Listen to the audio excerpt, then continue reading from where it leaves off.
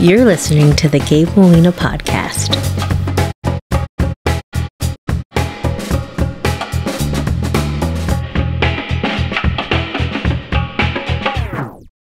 Rob Guzman, nice to meet you, man. Nice to meet you, sir. Thanks for coming on the podcast. Anytime. Thank you for having me. So you are a mind development coach, right? Did I say that correctly? Correct. Mindset development. Mindset development coach. Correct. So what does that involve? That involves 4 key mindsets that, for me, play a part in anybody's lives. Okay. One, for me, is faith. I'm a big believer in faith. I've been walking in faith for about 2.5 years. So that, for me, is the foundation. Right now, it might be not to somebody else at this time, but even they don't have to be believers or people that walk in faith.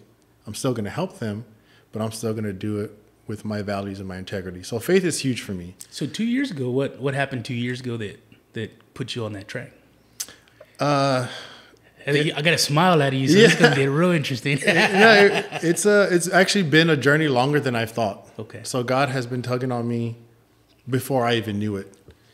Set me up in certain positions. Again, not every position is going to be comfortable or it's going to be good or you think it's an issue or a problem. It's a test to see where you're at, where your mindset is at, where your heart is at.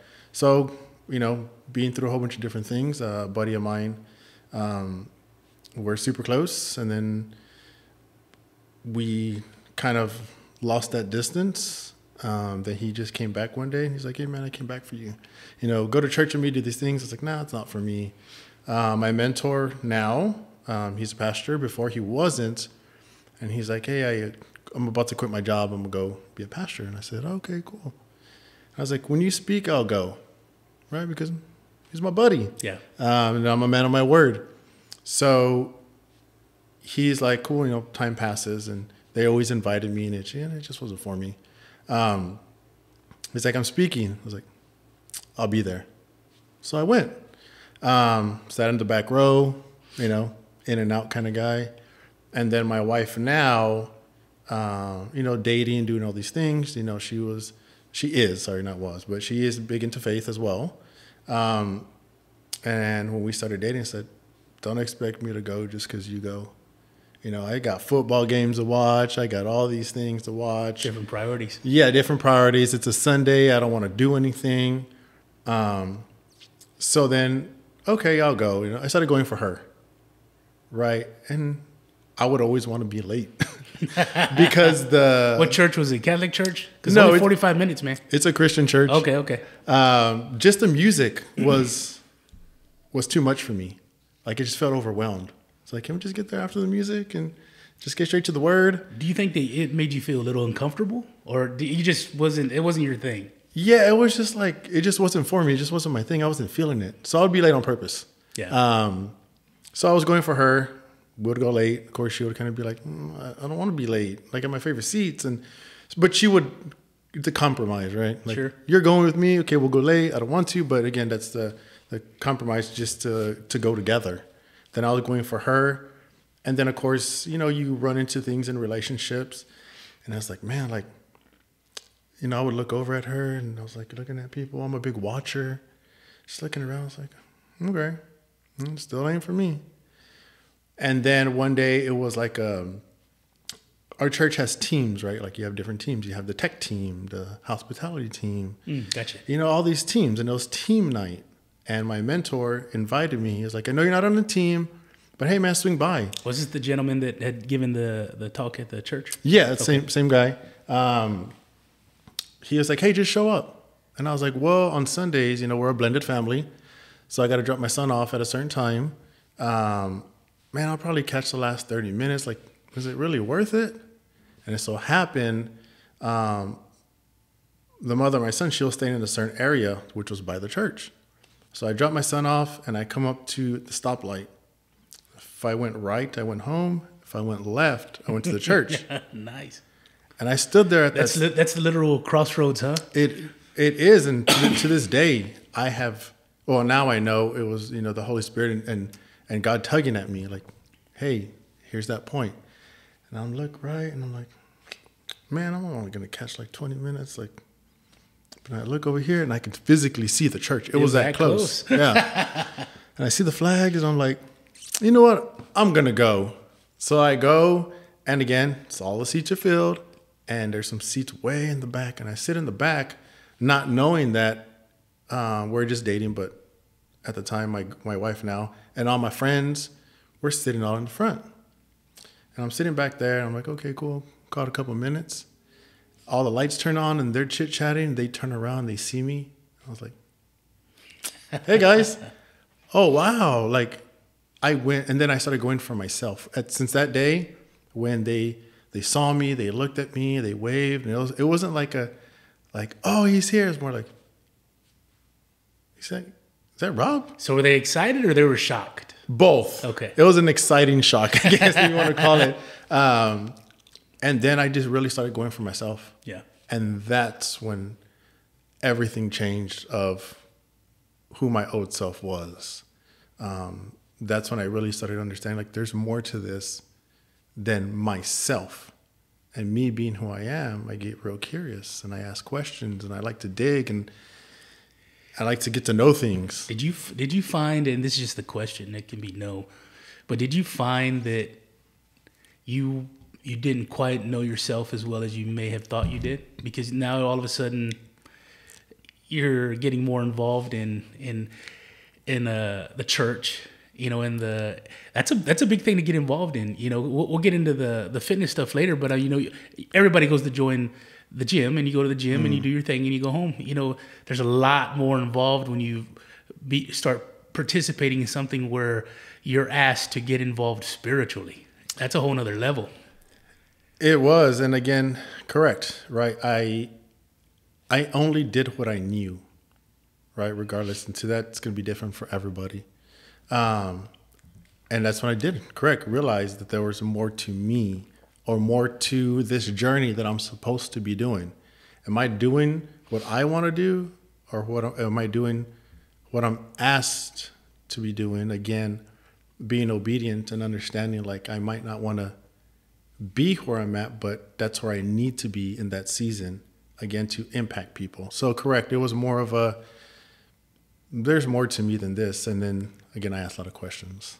Well, let me ask you this, because I'm hearing you talk and you have a lot of similarities to my dad and how he became stronger in his faith, or just, I guess, religious in general. But then also things in myself that I see. And like we were talking about earlier, you know, I got a bad attitude about a lot of things, right? I get a little ornery about things. And I grew up Catholic, you know, and we went to church every weekend. And with my dad, it was one of those things where it was like, go with your mom. You know, well, how come you're not going to church? You go with your mom. You know what I'm saying? There was never an explanation. There was never, it was just do what I told you because I told you to. Yeah. You know?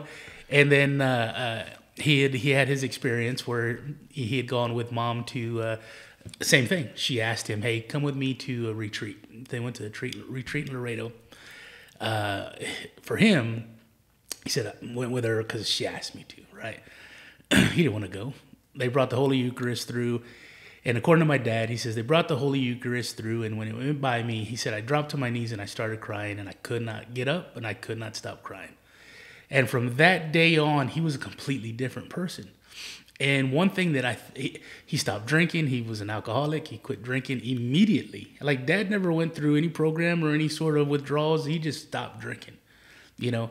And it's funny because now that I'm older and I look back at that, I see strength in that, right? But yet when I look at it in me, I feel like for me to become like that, and this is where I told you the whole anger thing, right? I get angry. Yeah. And, you know, for me, when I look at things and I go, man, I would have to, there's words like, and maybe it's words, maybe I'm an idiot, right? There's words like obedient and subservient and things like that. And it's like, you have to let go of you to receive something greater. And to me, it's like, those are fighting words, you know? Yeah. So did you have any sort of conflict with you where it was kind of like, hey, I need to stop being internally focused and kind of receive the blessings that I'm going to start receiving? Because I feel like there has to be there's a whole lot of give there personally to receive God's blessing. You know what I'm saying? It's a lot of self-reflection. And that's what, again, man, I only can speak as a man. There's a lot of self-reflecting that we don't like to do. We don't like to really dig in ourselves and be like, oh, it was you. Yeah. Right. And you're looking in the mirror. It wasn't nobody else. It was you. Right. So even my question is to you to be like, well, what are you angry about? What do you think you're angry about? Is it really anger or is it something else? But also, too, you have to also look at your past. Are you doing what you were taught to do because you saw it? Right. We only went to church, grew up Catholic, but we only went to church because I played basketball. So that was one of the rules. It's like you have to go to church to play basketball. So I did the whole, communion, confirmation. But my parents never forced us to go. We just kind of went. But to get back to the question, it's like, it's a lot of self-reflecting that you probably really had to do. So maybe when your dad felt like that, he was in that state of just really self-reflecting, looking within, not looking at what did your mom do, to make him upset or whatever. What did you do? What did this do? What did, Theo so-and-so do? What did his friends do? When you look at yourself, that's when you really start to figure out, and you can't run away from yourself. Essentially, there's two people you can't lie to. One, you can't lie to God, and you can't lie to yourself, because that's when you start digging in like, oh, I feel like crap. You can probably lie to anybody else, tell anybody a great story, but when you do that to yourself, you know that you're lying. Maybe that's where my anger comes from, lying to myself and then seeing the truth and going, it's you, buddy. It could.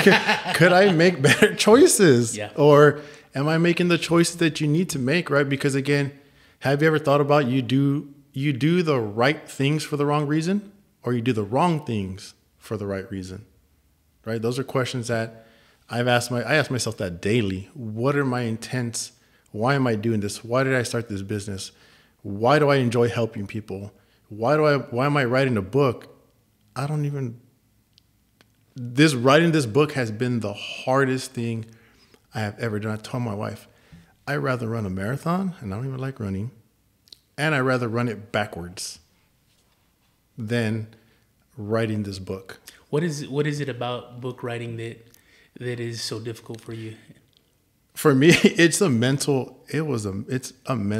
toughness that you're standing there. Or me, I like to stand up. I don't really sit down a lot, and just trying to get your words out and trying to, do this, do that. So it was just a really hard grind because I'm not comfortable writing a book. I'm not an author. But it was something that God set on my heart to do, and I'm going to be obedient. And I'm like, okay, is this what you want me to do? I'm going to do it not because I want to do it, because you're guiding me and you're asking me to do it, and you're guiding me through this journey, because on the back end, we know what's going to happen. It's going to impact people. We grow through adversity. Do you think that this is one way that God's giving you some adversity that maybe you haven't experienced to continue your growth? Oh yeah. I mean, it's a growth daily. What I think to myself, people change, social media changes, the world changes. God's word never changes. God's word has never changed, and it's all written there to follow. Right? So when people they use the word obedient, oh, it's a fighting word. I mean, if you really want to put flesh logistics behind it, you got speed limits, you got to pay your taxes on time, you got to pay your bill on time. There's rules that you have to be obedient to that you do daily without thinking about it. But if somebody tells you hey man, I need you to do this. Oh, whoa. Now you're crossing the line.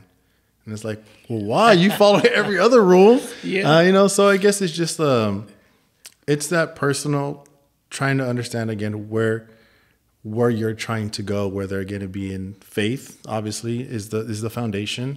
The fitness aspect that I also go into, the financial aspect I go into, and the self-freedom that we go into, because we can be trapped in ourselves, right? You can have everything, but you can be trapped in here.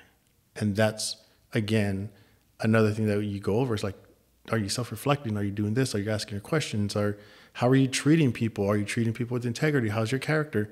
So it encompasses a lot of this mindset developing coaching that I go into. One, because I do it myself, right? I don't teach or advise. Obviously, people can do their own research as well, that I don't do for myself. And it's not like I just did it yesterday. It's been a constant, and I've seen the results, what can happen. So obviously you plant a seed, what kind of fruit bear from it? So where did you get these four, I guess, F's. Where did you get these four F's from when originally? Because they had to have come from somewhere, right? So was it something that was always on your mind? Was it something that came after your, I guess, life started changing through going to church more often? Where did you end up settling on these four items and these four F's, and what made you pick these four? A lot of it's just, again, been pieces of my life. And then coming to a point of, like, in my book, I call them puzzle pieces, right? You have all these pieces of your life. And then it's like, are they fitting together? And the ones that don't fit, you can't jam them together, right? People force things. So I really just started, again, self-reflecting on, and again, this just came when I started developing more into faith. And then I started looking back. So for me, it was a different order. It was fitness first, because that's something that I've been doing since 2008 for myself. Then I started coaching people, got into the business, started doing stuff like that. Then owning a business, finances, you have to understand, where's money going, allocating money, understanding money as a tool versus a value. Then within those two, you get into self, right? I mean, you can't please everybody. So getting beat up in business every day verbally from, customers or social media, saying like, oh, you suck and you this, and all these small things like, oh, you support first responders. It's like, well, yeah, I mean, who shouldn't and who doesn't? So right? you went through some of that stuff. Oh too? Man, I've gone through. I've been called every name in the book, but then I've also seen the good side where I've been called all the other names in the book. Thank you, this, that. I love how intentional you are. I love that, you're a people person. I love that you constantly dig on people, not in a bad way, but I'm gonna find different ways on what motivates everybody. So then come the 4th was the faith part, hence that crossroad. Go home, go to church.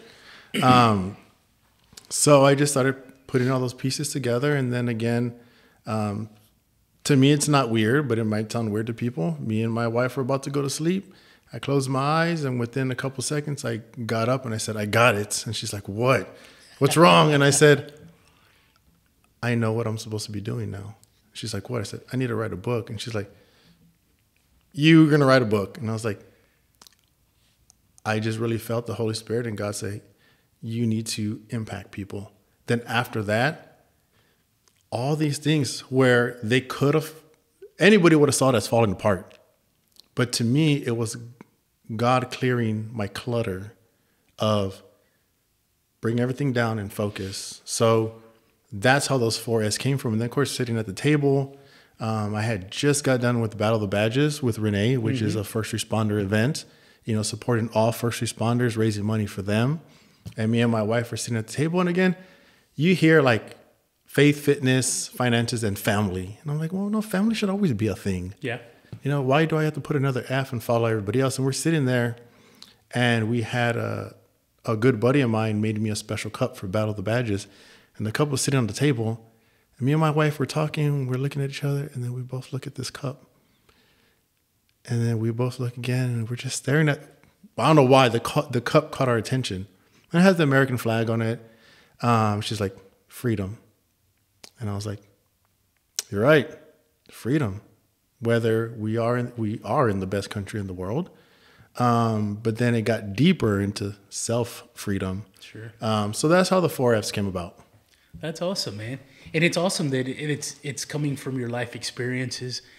And slowly it seems like God has intervened the whole time, from giving you that option of going right or left, from, showing you that 4th F, to even probably putting you with your now wife.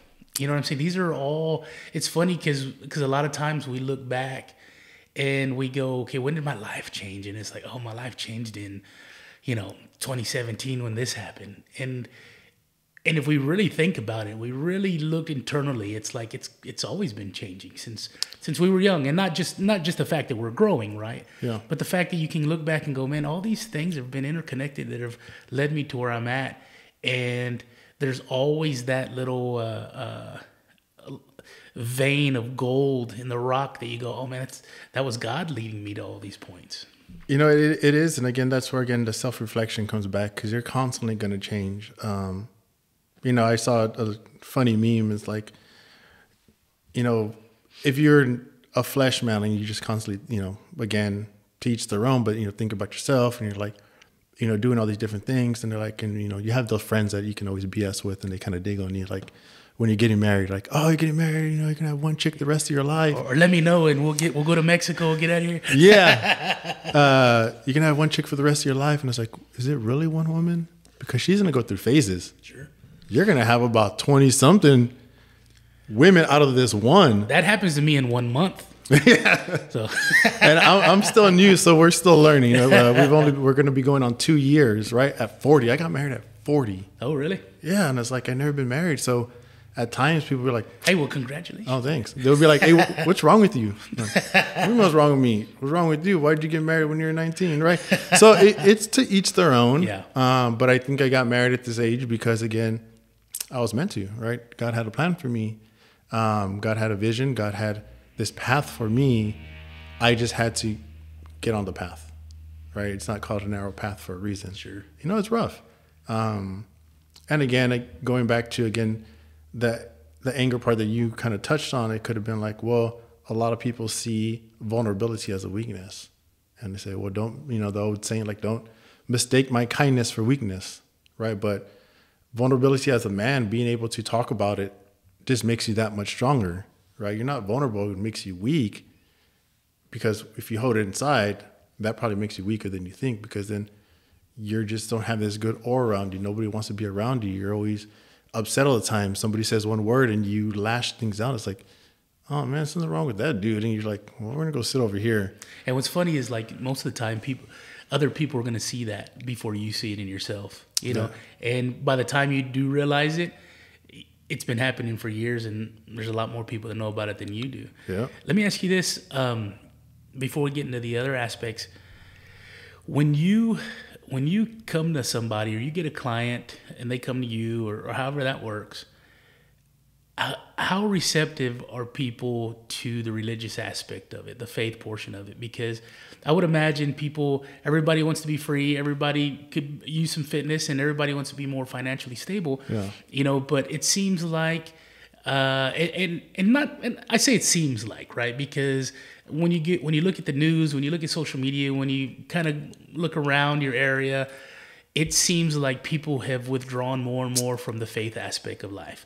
So do you get anybody, or what do you do when somebody doesn't really, they're down for the rest of the stuff, but the faith portion, they're going to push back a little bit? How do you, is it something where, hey, you have to do these 4, or this isn't going to work out? Or do you allow them to maybe find that on their own time? Because it seems it's a top one on your list, so it's huge. It is. I mean, it's the staple, right? Like, this table is great. It looks heavy, but what's holding it? Right? The bottom part. So if it has a strong foundation. So touch on that question. I don't push it on anybody. I mean, I'll plant seeds, right? But the faith part, one for me is the way I do, let's call it just business, right? Just call it what it is. It's the business aspect of it. I'm going to follow my character. I'm going to follow my faith and my integrity. Now, am I going to help you? Do you have to be a believer or a strong believer? No. But the way I'm going to conduct these answers to these problems, right? Because I'm a problem solver. My answers are going to be faith driven, or faith thought out of, you know, finances. Okay, well, going back to biblical, I'm going to follow, but I'm going to guide you in that. So in other words, I'm going to get you to do what you need to do without you're doing it, right? But I'm still not going to push like, well, you have to go to church and you have to go to, that's on you, right? You can't make anybody do anything, but I am going to touch. If they ask me where did I get it from, I'm going to be honest and be like, from the word. That's where I got it from. Now, do you have to? No. But once you start seeing the results, again, I'm not here to change anybody's mind, but I'm here to impact and help people. Now, if it does impact that one person, then I did my job. But no, it did. I don't push it on them. I bring it into conversations. And if it goes that way, great. If it doesn't, it's okay. Because again, that was me. I turned to all my friends, my great buddy of mine, I would ask and ask and ask. Nope. Nope. And it's okay. Yeah. Right. Because you have to go when you're ready, in a sense. But again, you should also, again, for me, when you should, not a must. Yeah.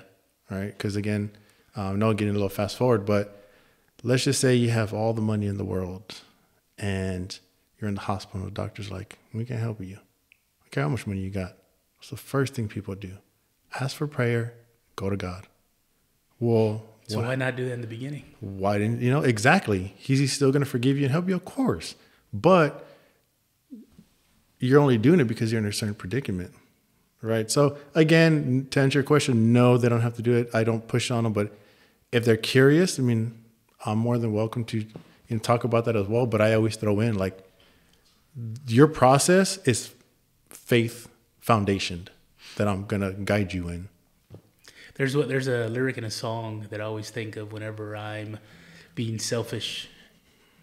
And it's a stupid song. But it's not a stupid song. It's Arrested Development. I think it's Tennessee or whatever. But there's a line in the song where he says, Lord, I know that you're my steering wheel, not just my spare tire. And I have to think about that from time to time whenever I'm being selfish.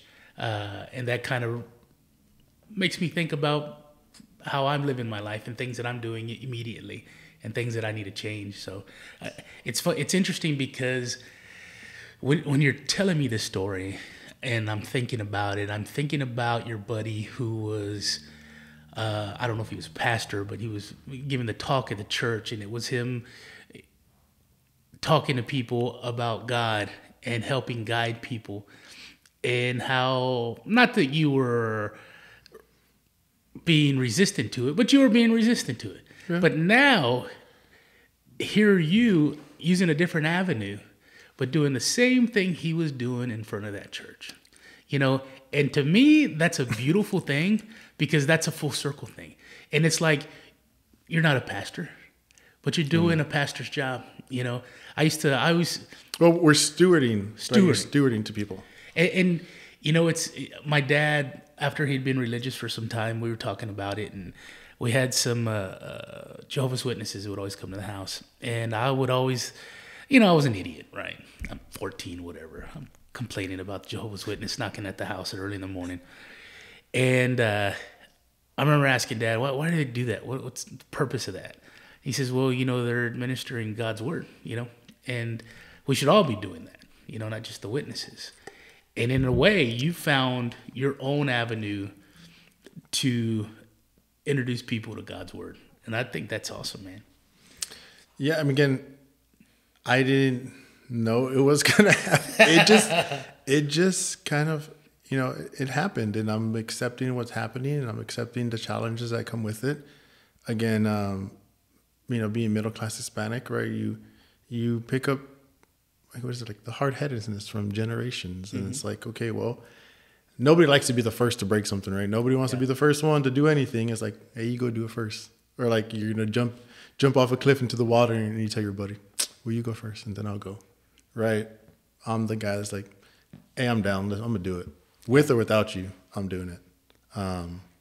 So, yeah. Well, let's get into that, because you talked about it a little bit earlier, and just the generational mindset of, for one, Hispanics. I think you'd mentioned before, it goes across, not just Hispanics, but that's what we were talking about earlier. And, it's almost like we're so afraid to change our habits, whether they're eating habits or spending habits, or, I don't know what it is. Maybe it's because you're comfortable with the devil, kind of thing, right? You're used to doing this a certain way, and it's just always been that way. And, you're 46 and fat and out of shape, but you're still heading in the same direction. You know what I'm saying? And it's like, financially, there's the I'll give you some back history, and sorry, Mom, but financially growing up, my dad was my mom worked off and on, but she had some medical issues, and my dad was the sole provider for the most part, right? We had a bunch of kids in town that were my friends, and so I mean, literally, not even joking, Dad probably made $7.50 an hour. This was probably back in the 80s and 90s, and but we fed probably 15 to 20 people a night. So it was a lot of filler food. It was a lot of rice. It was a lot of potatoes. It was a lot of bread. But all my buddies would come over and eat at the house. So there wasn't a whole lot of money. I remember this was back in the day, man. This was before they could run a check right away. I learned that the hard way too. But, I remember Mom, she would write a hot check to cover a hot check, because it might take 2 or 3 days, to cover it. And we lived in a small town. There was probably 2,000 people in the town, 2,500, something like that. There's not a whole lot of work. There's not a whole lot of opportunity. We didn't spend a whole lot of money. I don't even remember us going out of town very often. If we did, it was 20 minutes to Beeville or something. And the big thing was to go to Bell's. But, growing up, I remember, it's funny because I tell people when I worked at the jail, I made $900 a month. Now I make considerably more than that, and I'm still broke, because of my mentality toward saving money, being smart with my money, how I spend my money. I am terrible with it, man. I told you earlier, I'm your worst case scenario. I did a podcast with my buddy Dustin the other day. We talked. He's a wealth management guy, and we talked about that too. And it's like I'm your worst case scenario. The one thing that I always tried to do was just make sure I had money for bills. Because growing up, there was times where we did not have money for bills, and that was writing the hot check to cover the hot check, right? So I feel like I learned that, but I didn't learn how to, put money away, to allocate money into certain, my buddy Dustin's talked about buckets, putting money in different buckets. And it's like, I never learned that. And so from the other podcast, it's like I told him, I said, I developed all these bad financial habits early, I didn't learn them. I wasn't taught them. I don't even know if my parents knew how to do it.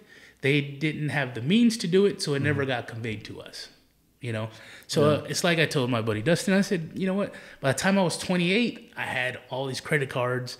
You go to college, and I don't know how they got my information, but all of a sudden I had a credit card now. And it's like when you're sitting there going, man, I got like $6 for the next 2 weeks. Let me go swipe this credit card. And I didn't know what the interest rates were, and I didn't get all that stuff, but it's important that I talking to you on the phone the other day, you talked about talking with your kids and you would do exercise with them and gummy bears, and it's like, to me, I was like, man, that's so intelligent, because if you're going to sit down with a 6-year-old and talk to them about dollars and quarters and nickels and pennies, they're not going to pay attention. But when you do it in gummy bears, it's totally different. You're like, So tell me more about that, man. I mean, so just with you right now, the concerns you had, you answered your own questions if you were to go back and listen to it, right? Just right now, that's what I was taking in. You're giving scenarios. You're saying this about yourself and your past and da-da-da-da. But when you finished right now, you answered your own questions, right? You did stuff you only knew. You only did stuff you were taught. So, yeah, I mean, I have a 6-year-old, he's going to be 7. Then I have a 10-year-old, he's going to be 11. Right? So that little age gap, the mentality is a little different. They're both little hustlers in their own way. The 11 wants money. The 6-year-old, going to be 7, wants gummy bears. Yeah. So what am I going to do? I'm going to go to their level and be like, all right, son, we're going to learn about compound interest.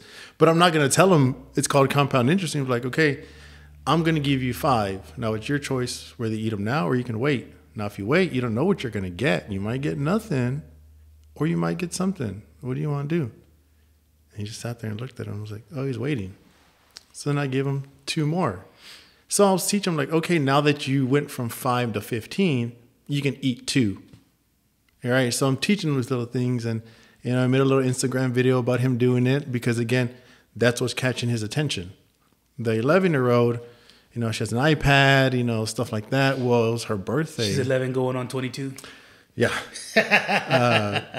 So with that, with her birthday had came, and she didn't know what she wanted to buy things. She didn't know what she wanted.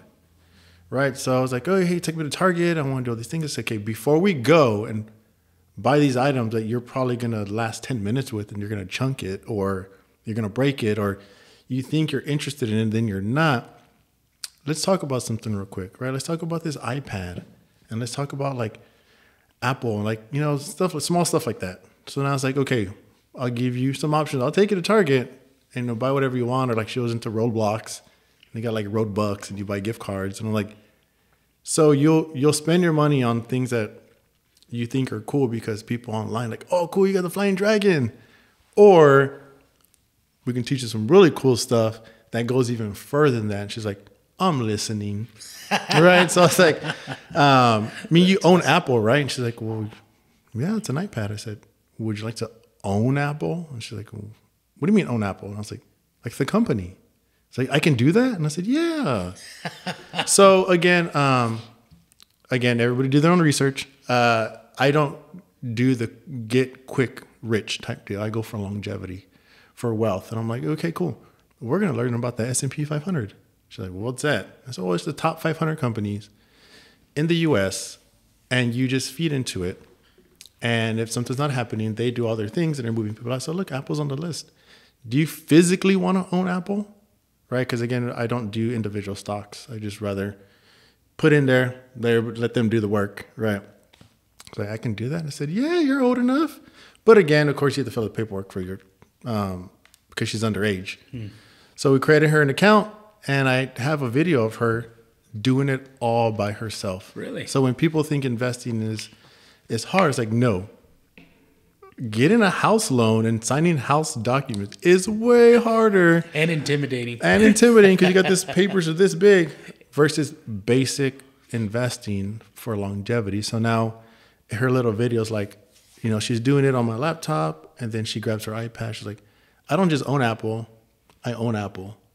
Right? So instilling that is like, no, you can do that. You can set yourself up for success. So we're teaching them. That's such good parenting, man. Yeah, we're teaching them like, yes, we're here to support you. We're here to do for you. We're here. Everybody always says, especially Hispanic culture, is like, we want our kids to have what we didn't have. And then I come back with, do you really? Right? What are you leaving Mijo? Like, you leaving him debt? Or are you leaving him assets? Are you leaving him a liability? Or, whoever, a liability? Or you're leaving them generational wealth. Like, it's not that hard, but it's the change. It's I don't know, so I am not going to do it. And it's like, well, it's super easy. I can show you. I was like, no, again, it's only for certain people. Right? People want my money and they want to steal it. I was like, no. If you hide all your money under the mattress, house catches on fire. There goes all that money. And I think that's a problem. I think that's the mentality, man, because that's mine. I'm your daughter. It's your daughter's birthday for me every month, right? It's like every paycheck, I can't wait to get paid so I can buy the flying dragon. Right. You know what I'm saying? It's like, and for when I sit there and so you kind of have to look at your bills, right? Like, is it an electricity bill? Because again, or is it a consumer bill? Consumer bill. Right. So consumer bill's different. Yeah. So again, in the finance part that we think of, again, it goes back to faith. The borrower is slave to the lender, right? That's biblical right there.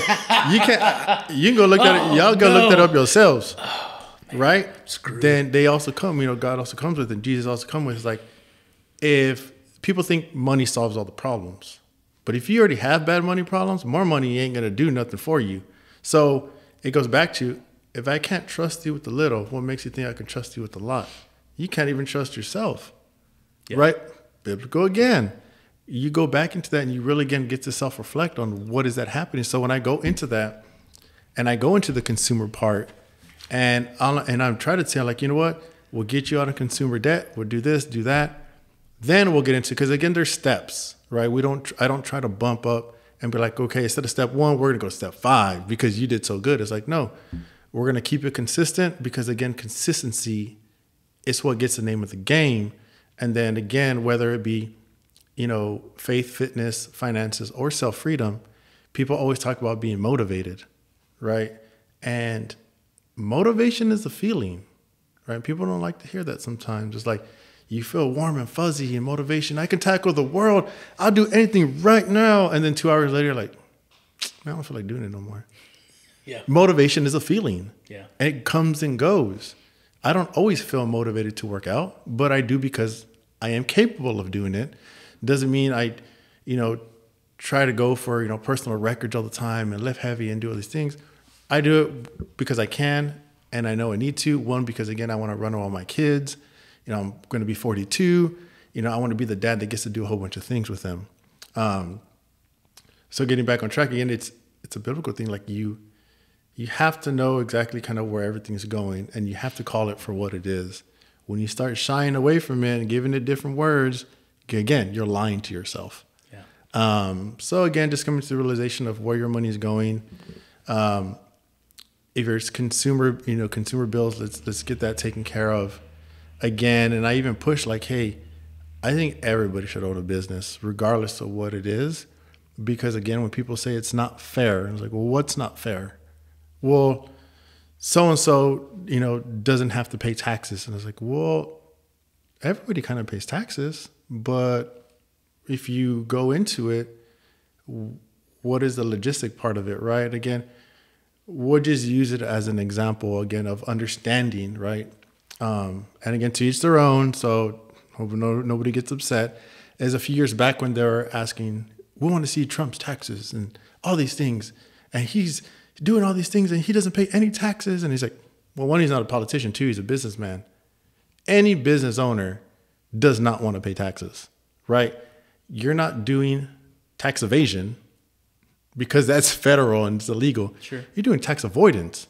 So you feed into certain ways. Like, he didn't write the rules, you just follow the rules, right? By giving money away, doing this, right? So I think he even said that once when he was doing what was like a debate type thing? a debate. Yeah. I think he had said something to the effect of, I just use the rules that you've put in place. If you don't want me using them, change them. Correct. And all you do, and that's free information. And that's the thing that when you try to teach somebody that doesn't know, they think there's something behind it. It's like, no, there's nothing behind it, because this has been a staple for years.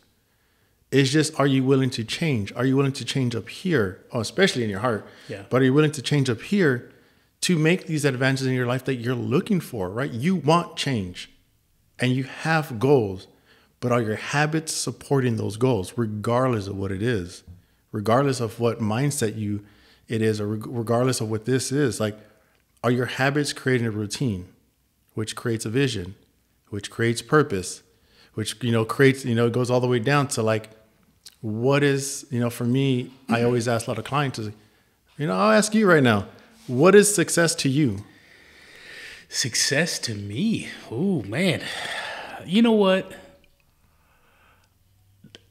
Now, this is my version of success. If I had to visualize it, this is me visual, because I'm a visual person, right? To me, success is sitting on the porch of my own house and not having stress because I know things are taken care of. My wife's loved. Finances are taken care of. My parents are happy. My siblings are doing well. And my friends like me. Okay, take that and summarize it more. Ooh. Give me 3 words that could possibly give me something smaller. So take that, really think about it, and give it to me. 3 words? Sure. Okay. Could be 4. Let's just go to 2 because that's all I got. That's 2. all that popped right now. All right, I'll take those. Was love and freedom. Freedom, F. Yeah. Right? Okay, very similar. Freedom. What is also freedom? Freedom's time. Mm-hmm.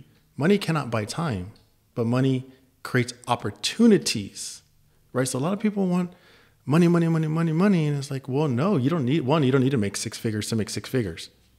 follow some basic stuff. Follow the rules. Follow what's already been written. Follow data. Follow history. Right? Like, again, I don't do Bitcoin. I don't do any of that because that's not for me. I follow history. I follow this. I follow that. One, before we go any further, my background is engineering. So I was an engineer for 16 years. So it's math. Math is data. Math don't lie. You mess up once, the problem's wrong. The answer's wrong. Yeah. So I can't spell. That's why my wife was like, "You writing a book?" I'm like, "No, I can't even spell. I can't even. I can't spell. I can't spoke properly." So again, that's where my PR person, the ghostwriter, like, man, you handle that. Just pop it out. So yeah, it's for us. It's time. Let me pause you real quick because I have something in my head. I feel like I've made a connection here. I feel like your 4 Fs are pretty solid. And I'll tell you why. And this is me thinking while we've been talking. The faith portion is, like you said earlier, it's the foundation. It's there from the beginning, like we talked, being directed and not realizing it, to being on your deathbed or being on the porch and sitting on the swing. You've got the finance portion. The finance portion, really, in my thought, the finance portion is giving me an opportunity to not have the stresses that I have right now. There's the fitness portion that's going to add to your longevity to allow you to enjoy the faith and the lack of stressful days. That ultimately, all those together is the freedom, the financial freedom, the freedom from stress, the freedom from, a short life, adding to the longevity of your life. You put a lot more thought in this than I have, but in the little bit that you and I have known each other, I see the connection and I see how they relate to each other. It's not a linear line, right? You can't sit there and say one's first, 1 second, 1/3, 1/4. They're all one. They're all one, but again, remember, faith is the foundation part, right? And again, I'll go summarize even deeper is that I didn't even create these Fs. They were already written. Faith is faith, right? And you follow, biblical. Okay, well, they talk about health and they talk about body and temple and treat your body like this, do other things. Well, okay, I just called it fitness. Yeah. Right? They talk about tithing. They talk about stewarding money. The word talks about, if I can't trust you with the little, can I trust you with a lot? Finances. Okay? And then, being a believer and following God's word and doing this, letting go of your anxiety, letting go of your depression, letting go of your anger, letting go of whatever might be going on in that season of yours. What is that? That's freedom of self. So it just took it took years of my life constantly shifting and changing for me to abstract this out and be like, oh, one, I didn't even create this 4F journey. This has always been a thing. I am just putting it out there again to impact people of, hey, like, this has always been here.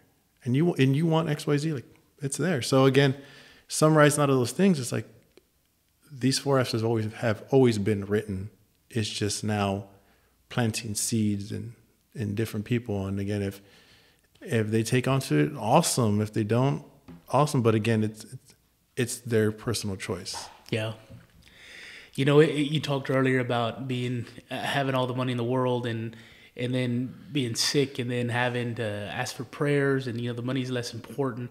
And it's funny because here I'm 46, right? And so I really appreciate you showing this to your kids at such an early age. And I think everybody needs to.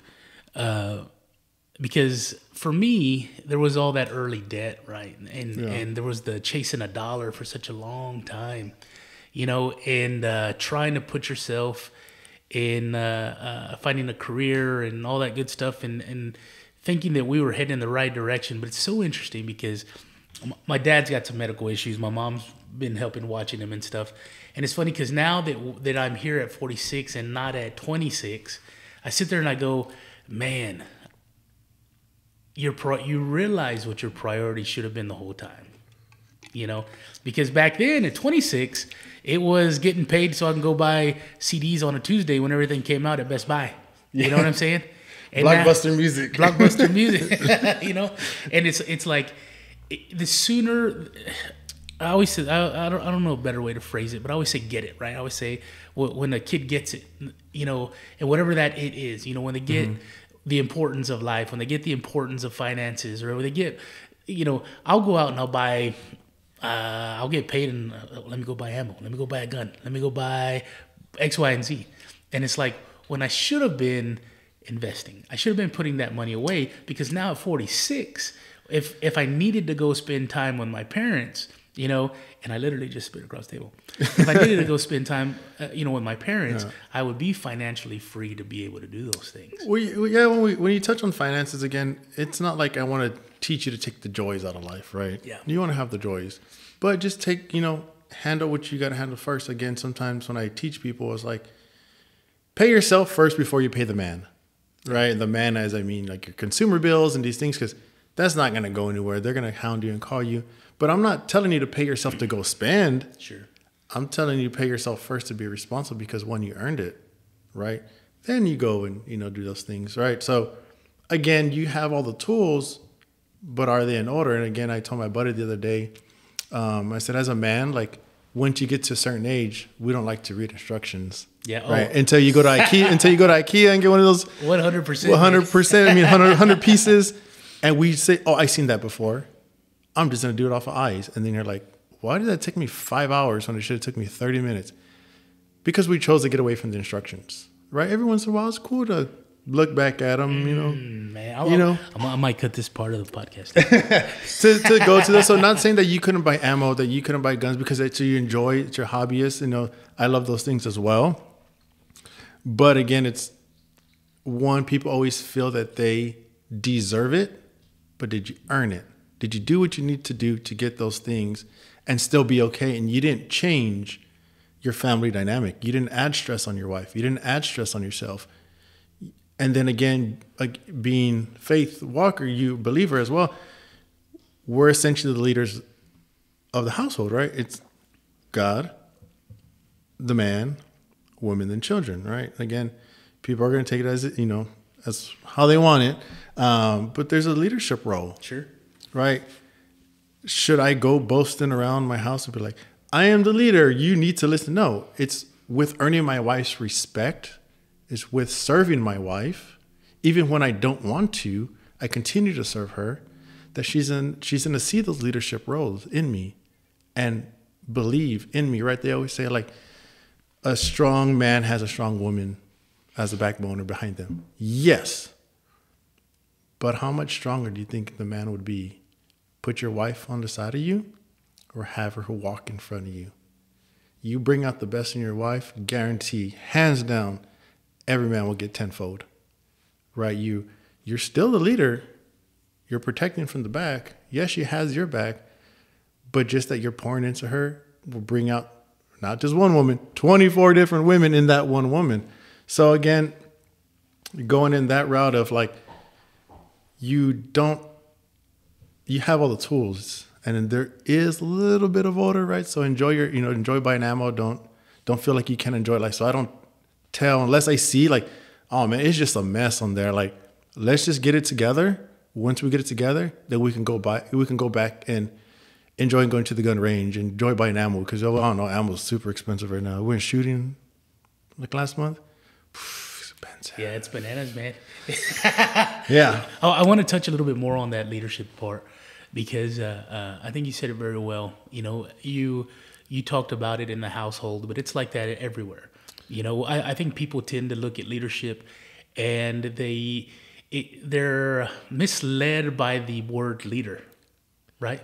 And it sounds like you have to be in front when a leader is not always in front. No. You know, there's times where they are in front, but the majority of the time a true leader is behind everyone. I saw a I don't even know if it's real. It was like a meme or it was an image of a pack of wolves, and they talked about the wolves, the order they were walking in.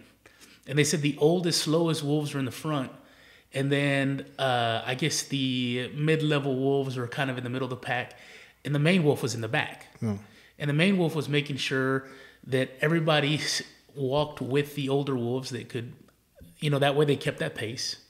And yet he stayed in the back so he could oversee everything, And it was like, when you hear the word to lead, you assume that it's from the front, but it's not always from the front, And you have to understand that to be a true leader and to be a real leader.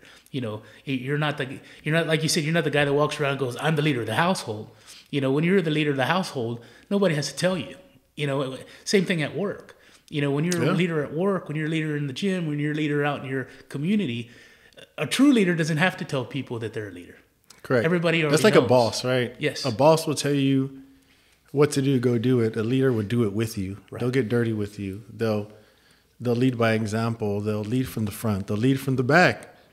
They'll play all the roles. And again, that's the way, again, being new to marriage as well, right? Having the grace on each other, on your partner, right? Like our pastor talked about like being married, because we did like a marriage, like a seminar, and they talk about like, well, yes, you need a boyfriend and girlfriend, fiance, get married, but you give grace because, one, I've never been married, and I've never been married to you. Right. So we're still getting this marriage thing in order. And again, being older, getting married, you have these set ways, right? Yes. So again, that's another hurdle by itself, right? So those are the things, again, you said it in the beginning. I didn't even think we're even on the podcast yet. Was, in other words, you have to die to be reborn, if I said that correctly. Like, you shed your old skin to be something new. And again, when I post this and people are probably gonna hear it, there's gonna be people that are like, who is this dude? I've known this dude forever. He don't talk like that. Yeah. Right. And again, it took me a while to get open to being vulnerable of speaking about it, because again, it's not vulnerability as a weakness. Being able to talk about men issues and guy problems and doing all these things, like men need other men. But being Hispanic and going back, we were taught to suck it up. Don't talk about it. Men don't talk about feelings and do all these things. At times, okay, fine. But what eats us up the most? That. Yeah.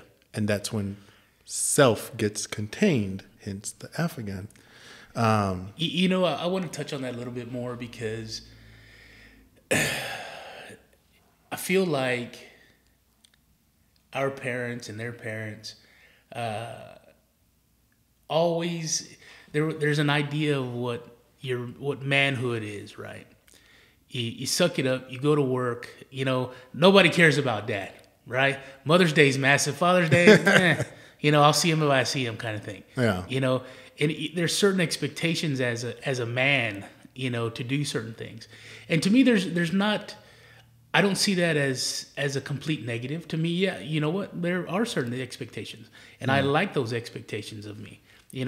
I want to be held accountable and responsible for certain things because I'm a man, right?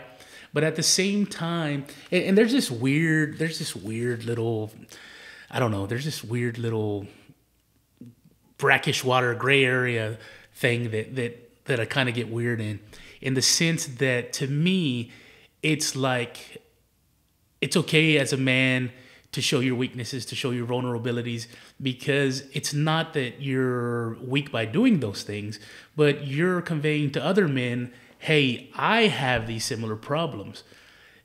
I deal with them, and we continue to be strong men, right? I like that portion of it. But there's a weird little spot in there that you go into, I always say it's okay to lick your wounds, but then you gotta get up and keep going. Yeah. Right? There's a certain point where it's like people will stop to lick their wounds and it feels so good they never get up and keep going. And there's all kinds of things, right? There's all kinds of therapies and things that people go to. And to me, therapy is important, and there's certain things that people might need to go to therapy for. You know, there's a certain point to me, and this is maybe my ignorance.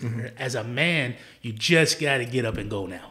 You know, you've licked your wounds. You know, you've exposed yourself to people. They know what you're going through. Now it's time to get up and get going. I mean, for me, there's, again, the two types of men, right? You're a flesh man or you're a kingdom man, right? Until you really understand your role as a kingdom man that God has made you to be and led you to be and wrote for you to be, yeah, we're going to lick our wounds. We're going to get up, you know, perseverance, right? And I do that all the time. And I do it daily, minute, you know, all these things. Because we're also, too, a blended family.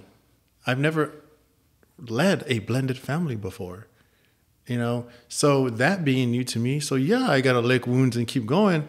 But what I'm also going to do is pour into my kingdom man side of God, show me, God, lead me, God, help me understand what's going on, right? He's not essentially giving me the answer, but he's giving me the guidance.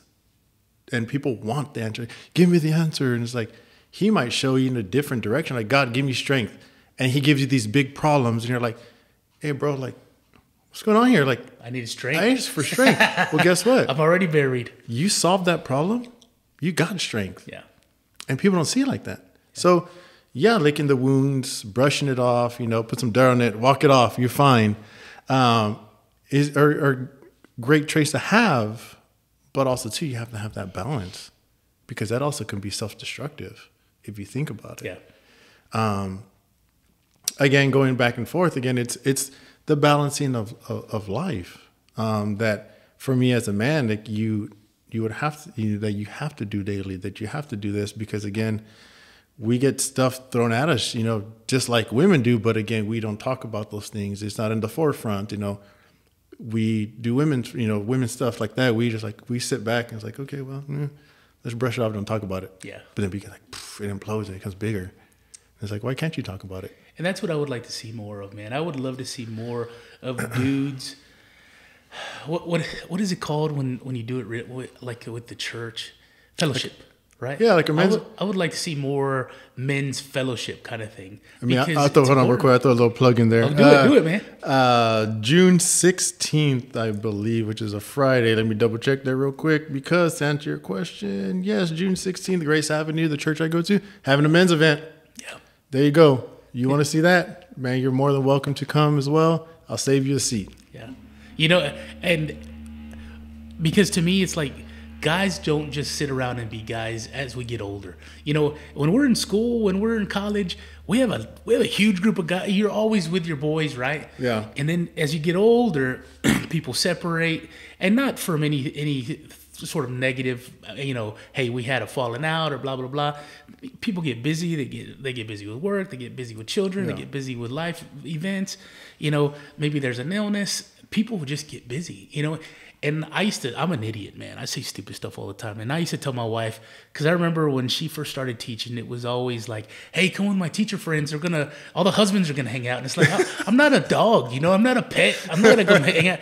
And she'd always go, why don't you want to hang out? And jokingly, I would always tell her, I want to hang out with a dude who doesn't want to hang out with me. Because that means we're going to kick back, we're going to watch TV, we're not going to say much, you know, we're not going to talk. We're not going to talk. We're just going to be, that's the kind of people I like. You know, I don't want a guy that wants to, you know, ask me every single question and what's my favorite color. No. I'm not trying to be, you know, your social, you know, mediator. Social butterfly. Social butterfly. So, I mean, that was something that when I was younger, I used to think that, you know, and then I did through the podcasting, you know, I've caught up with old friends. I've met new people. Yeah. And, you know, I sit there and I look back and I go, man, this guy's my buddy. We're doing a podcast, we're talking, and I'm hearing about things that he endured when he was younger or in the military or whatever. And it's like, I wish we had time to just hang out and be dudes, you know, and he can expose himself. I can expose myself, you know, we can talk about things that bother us. And, you know, if anything, at least find strength in knowing you're going through the same thing I am. We may not answer our questions, but at least we're in the same boat. You know, that is correct, man. That's, again, the whole point of, like, you know, having that, you know, guy friend. So, again, being throw it out there again, being just, big faith believers and walkers. Like, I can pour into my wife all I want to, right? She can pour into me every single day. But we also got to pour into ourselves. By that, I need to be around some strong dudes. Yeah.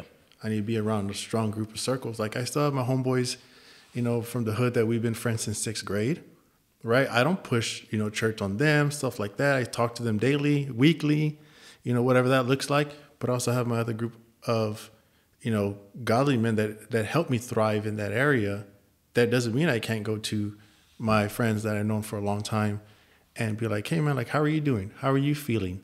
Right? Having those kind of conversations, because those are the conversations that we need to have. You just don't have them. Yeah, they're rare. They're super rare. Yeah, because I bet you if you go to one of your friends and you're like, hey, man, how you doing? What does everybody say? Oh, I'm doing all right. I'm doing good. But if you're asking, hey, man, how's your marriage going? Wait, why? What'd you hear? What'd you do? What do you know that I don't know? You know, what's the achievement down the line? It's like, no, man, I just want to see how you were really doing. And if somebody were to give you the real answer, you'd be like, oh, I wasn't ready for that one. Because everybody's going through something. Yeah. But are they willing to share that story with you? So doing men's groups, my first men's group, I already kicked myself out before I even was in. Oh, really? Yeah, I did a men's group. And he was my buddy at the time, the pastor. And I called him right after. And I was like, hey, man, this ain't for me. And they're like, what do you mean? I said, I don't have anything to talk about with you guys. Like, I don't feel like I fit in. He was like, okay, tell me more. By him asking that, I answered my own question. It was me. I kicked myself out before I even started. So the next one that came around, it was like a little series. The next one, they have 20 guys on Zoom. Quiet, nobody talks. And to me, that was my chance to get out of that comfort zone. If you don't shoot, you can't score. Yeah. Right? So. What was 20 guys that were just like you the last time you were there? Yeah. So I threw my little hand up and a little chat thing, and I told a little bit about my story. And again, that uncomfortable feeling has led to a whole change in myself. So that's where even when I do groups now, I try not to do groups with people I know, guys I know.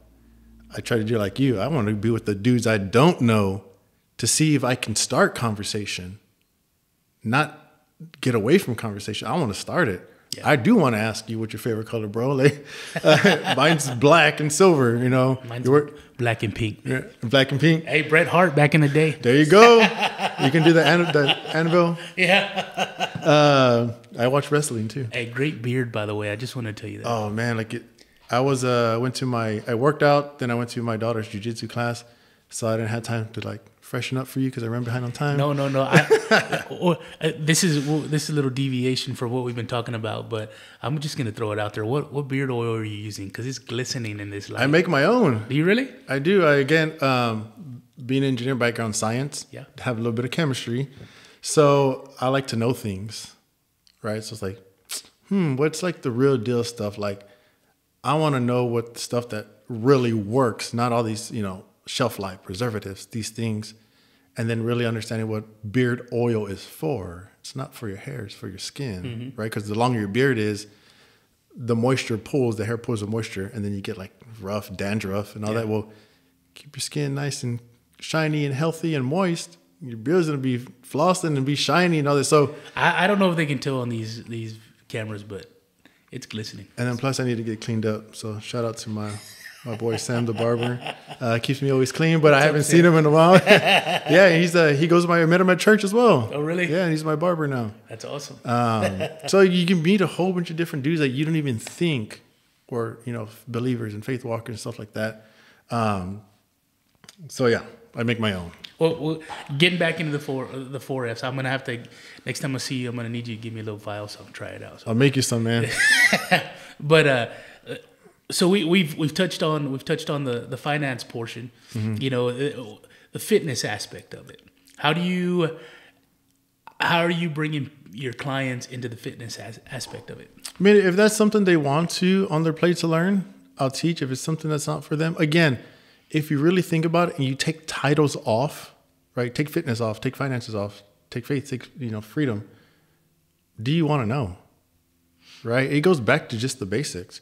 So if they want to know fitness, we'll work on fitness. And I ask a lot of questions, just like I ask a lot of questions on finances. I don't know you.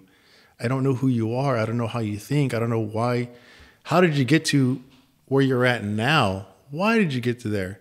Are you easy to coach? Are you coachable? Because if you're not, then we're just going to skip that topic, right? So again, it's just approaching everybody. I take titles away. I take looks away.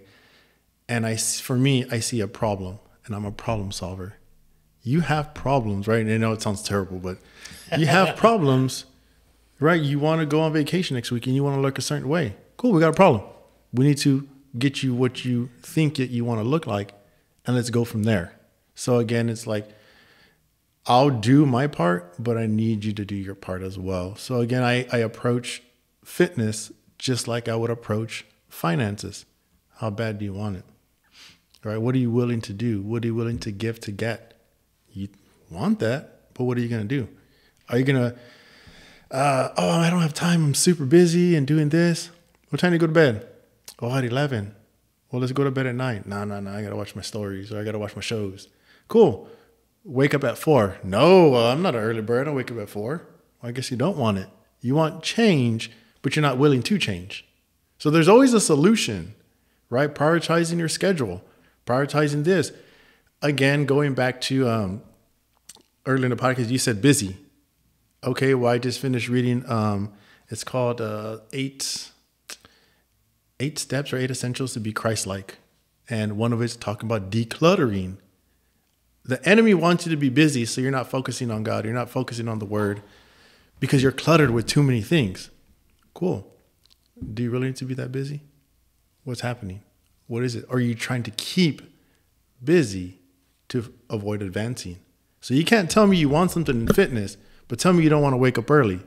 Don't tell me that you don't want to eat certain things. And I tell people like, nah, like you don't have to go keto and Atkins and all these things. Like, keep it simple. Let's figure out, let's get a healthy gut first, right? Let's work on that. Okay, what kind of budget you got? How much money do you want to spend on food? And how much this? Oh, I got to eat salads. I'm like, no, you don't. I don't even eat salads. I don't even, people that I work with nutrition wise, I don't give them salads. If they want to, cool, whatever.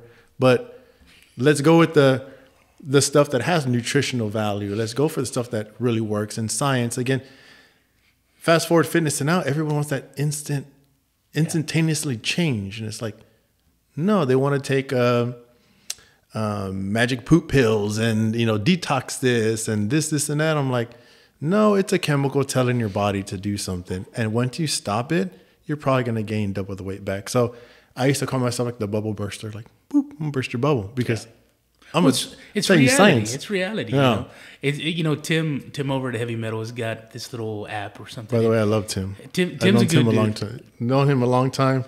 He's one of the only dudes that said, man, if I had to work from somebody, I would work for you. He's super cool. Yeah. He called me probably like 2 months ago, and he basically fat shamed me and said he's going to put me on this app. And he's got this app that he sends out to everybody. And fat shamed you. Yeah.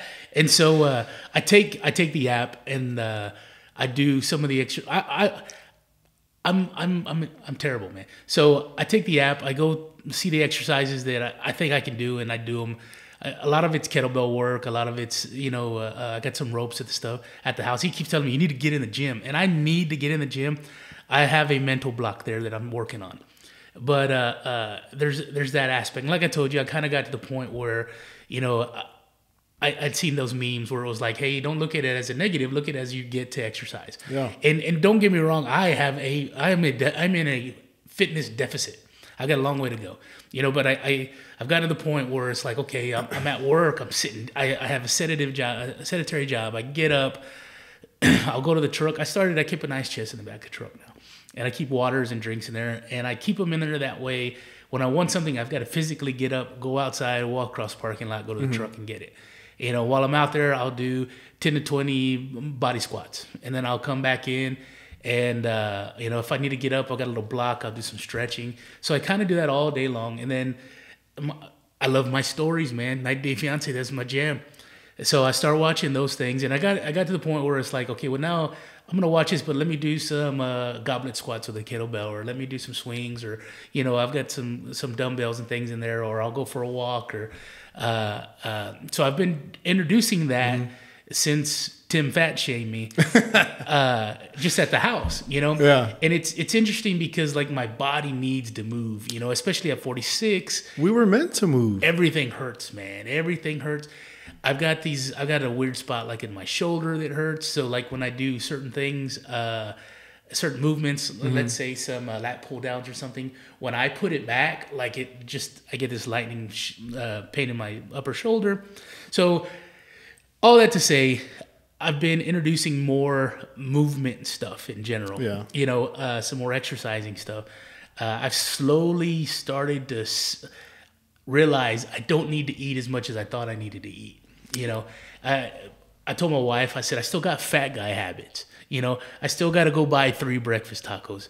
And so when I come to the office, I take one and I give it to the skinny, muscular guy who sits behind me, and I go, here, man, eat this. I told my wife, it's so funny because I have fat guy habits.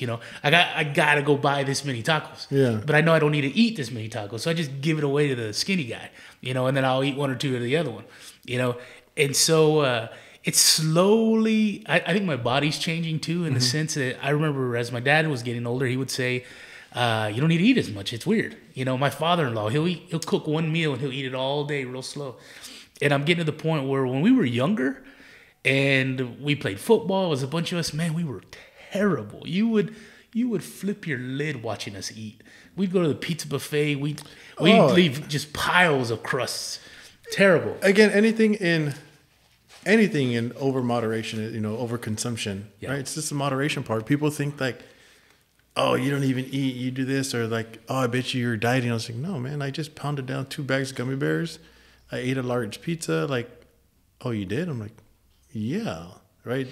If you have to get against science, if you have to go super technical, calories going in, calories going out. But again, people think like, oh, I eat healthy. And I tell them, okay, cool. Tell me what you ate. And they tell me, and I'm just doing math in my head. Of course, like when I hear people, I'm like all these little noises are going. It's like, okay, cool. You're starving yourself. Wait, what? I'm like, yeah, because if you starve yourself as well, your body's going to hold on to food. Well, the other thing is not knowing what healthy is. Correct. Because I used to think going to Jason's Deli, I ate healthy, and that I learned the hard way. That wasn't true. Or people are scared of carbs and all these things. I'm like, no, like you need to get away from that. What media puts out there and what sells and all these things. Is like one of the healthiest guys I know. One of the doctors I work with. I actually coach him, but he's a doctor. He doesn't eat no vegetables. He eats nothing but meat, right? The carnivore thing, right? If you want to call it that, give it a title. Because people are like, oh, what are they talking about, carnivore stuff? But anyway, so not all vegetables are good for you either, right? There's a lot of circumference vegetables, which is just a round vegetable that could be rooted. That is rooted. Every broccoli and get real gassy. Oh, yeah. Yeah, right? So there's things that when your intestines inflame, they don't inflame out, they inflame in. Right. So hence people can't go to the bathroom, or you're pooping rocks. You didn't drink enough water. So vegetables are not always the best, but vegetables, you called it earlier, is a filler, right? They were cheaper at one time. Yeah. Just like ammo. But so, I mean, there's science that goes behind it. It's like, what is healthy for yourself, right? You need to eat enough to sustain your life, doing your daily work, and also sustain a little bit of exercising to repair for the next day as well, right? So when people are like, oh, tacos are bad, I'm like, no, man, tacos are great. Yeah. But you don't need 5 or 6 or 7 of them. But also, too, what did you eat the rest of the day? Right? So it's a thing that, again, a problem to solve because each person is different. So when I do nutrition for people, I don't send out like a blog thing. What I give you, I wouldn't give to Tim, or wouldn't give to that, because you have goals and you have this and you have these issues. Same thing. So each person. Oh, sorry. You're good. Each person is their own problem. Yeah. So each problem can't be solved the same. So again, that's how my mind thinks when it comes to any of those portions. Is you're unique, man. We need to figure out what works for you. We need to figure out what gets you past that motivation. And I mean, obviously, I'm the most guilty at this. But the hard part is, again, training the brain, right? Being able to say exercising isn't a negative; it's a positive. It's something you get to do. Same thing with food. It's so difficult because, like I said, obviously I'm super guilty of this, but it's like looking at food as a fuel source instead of an indulgence, and that is where I fall short, right? I sit there and I go, when I'm bummed out, let's go eat something good. Or people can use food as a drug.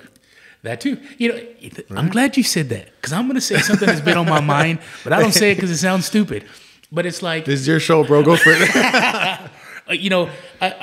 I've talked to people who have been on drugs, and it's an important topic to have. But I sit there and I go, sometimes I feel like drugs are food.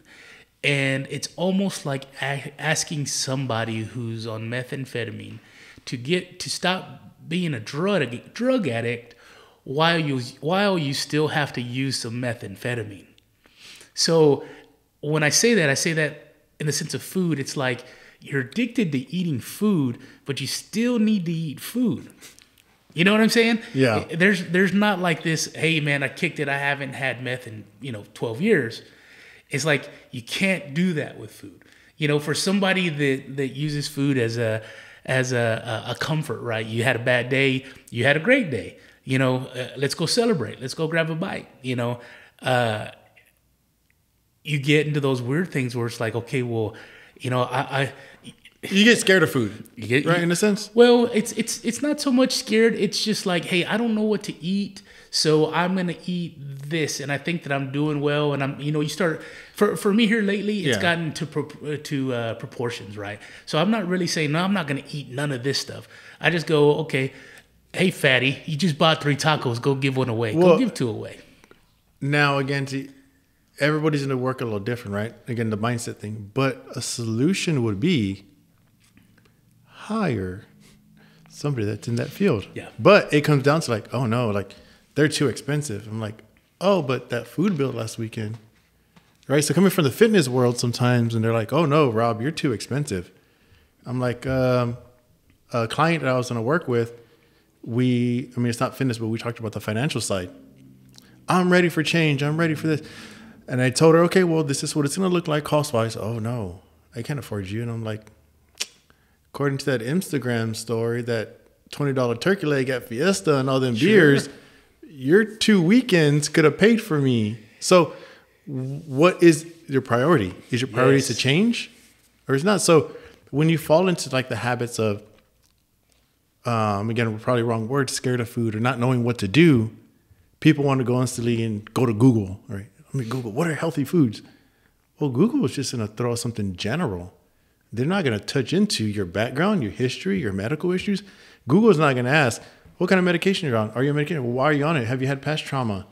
Go into all that. That's like having a stomach pain and going to WebMD to find out exactly what's wrong with you. And your leg's falling off. Tim's brought up that same thing before. We talked about it, and it's interesting because when you talk about hiring somebody, let's say for fitness, Tim, for example, you look at the price and you go, man, I'm gonna pay that a month. And it's like, well, think about the stupid stuff you buy all month. You can afford a new PS5 game. You can afford to go out with your friends or have drinks or eat dinner out 3 times a week, or you go for a drive in the country because you're bored, or all these things are taking money out of your bank account. And what's a better use of that money? And better question is real quick, what are you doing with those things that you don't have to do over here? You have to work hard over here. Yes. This is for fun and enjoyment. Yeah. All right, go. And that was Tim's thing too. It's like you can afford. So that's why I like Tim. You can afford to do these things, but you can't. I think he said something to the effect of, you can't not afford to take care of your health. Again, you should versus a must. Right. And like we talked earlier, I'm the worst case scenario at all 4 of your F's, man. So, as I get older, I'm slowly starting to realize things. And I should put it in overdrive because, like we talked about earlier, I'm in a deficit, right? But I'm slowly making these smaller changes, and they're slowly becoming part of my lifestyle. Yeah. Right. As opposed to, hey, I need to go to the beach in a month and I need to lose weight. And so let's go run around the track, or let's do X, Y, and Z. And then it stops when I've done my beach day. Yeah. Another thing, and to get into people like you, to get into people like Tim, people that understand the fitness aspects of it. My big problem was I only knew how to exercise like I did when I was 18. So when I would go and try and do those things, I'd twist an ankle, I'd pull a muscle, something would get hurt. And so I'd be out a week, I'd be out 2 weeks. And so I was always starting over because I was trying to do the things that I knew how to do from high school when I was 17. Well, you feel like you're probably starting over because, again, you had to see it from a different angle. You were always ahead because you kept getting up and trying again. That's a W by itself.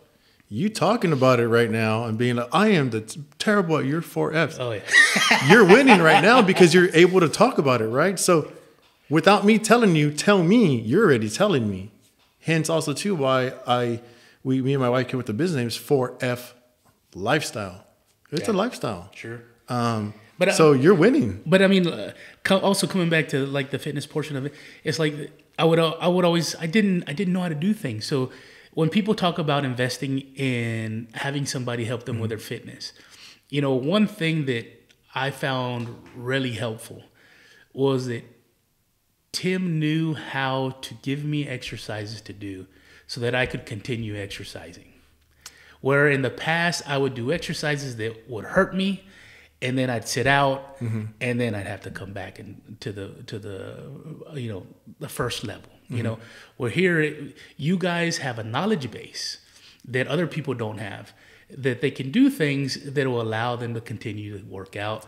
Because we're watching and we're seeing how you move, and again, like what we'll just keep the circle small. Like Renee, like Tim wouldn't give Renee the same thing he's going to give you, or vice versa.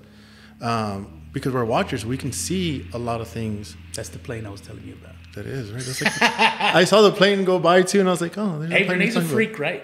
Renee's super cool. I love that guy. I did a couple of podcasts with him, and it was interesting because I told Renee, it was an excuse to me. I would look at Renee and I would say, I can't do what Renee does because Renee's different. And I told him that was an excuse. I realize it, and I get it now. And I asked Renee, I said, what drives you? And it was interesting to just hear him say, I don't have a choice. I'm too young to give up on life. I'm going to keep going. I'm going to keep pushing myself. All his medical issues, he's like, I have no choice. Yep. And it's interesting because it was him being honest was a slap in the face to me, because it was me looking at Renee, coming up with excuses for myself, saying, hey, Renee's just different. Yeah. And Renee is different. But when you talk to him and you learn that it's as simple as he's not ready to quit. And he loves helping people. And he loves helping people. Yeah, man. that for my battle of the badges, that dude came in clutch. Yeah. With equipment and this and that, like everything that he said he was gonna try to do or do. I mean, he came through. He called me the night before the event, like at 9:00 at night. He's like, bro, I'm gonna show up early with the trailer with all this stuff. And I'm like, I hadn't even planned for it, but I'm down, bro. So, me and him have that relationship where it's like, he comes and I got all this stuff and we got funding and we have this and that. I'm like, cool. I already put my events out, but who cares? Let's change them. So I changed them that night. So you were running the Battle of the Badges portion? Correct, which was next to Tim. I tell you what, that was, I was sitting there with my wife. She had a little booth for her soccer league. And we just watched you guys. That was the most exciting. Now, don't get me wrong, Tim, that was awesome. But that was the most exciting thing to watch. And the competitiveness, the athleticism. I mean, it was hot. Those guys were amazing. Those dudes are hardcore, man. Those guys were amazing. SWAT guys. You had Navy SEAL guys. You had police officers, police women, firefighters. you had special forces dudes, like they laser focused. Oh, they impressive. know winning. So then when you really dig into their mind, like in the fields that they're in, it's like, again, killed or be killed. And Right. they're like, so yes, Well, that's the cool thing it's about an that. event for them. Yeah. And they're like, I'm going to win every event in the race. And like, so those dudes go hardcore. And like, it was awesome to see. It's awesome to help. It's awesome to support, you know, just them, right? Because they're out there protecting us. That's the cool thing about that. And like I said, the strongman was cool to watch. We saw both of those because they were kind of going on the same Yeah. time. You know, but when you watch those guys that work in those fields, you know, you just talked about winning. In those fields, when you don't win, you either get hurt or you die. Yeah. And so to watch somebody who lives that way compete in a game, oh man, that was Yeah. awesome. That's where the cup, the Battle of the Badges Cup brought the last F together, because it was like, again, like all these pieces.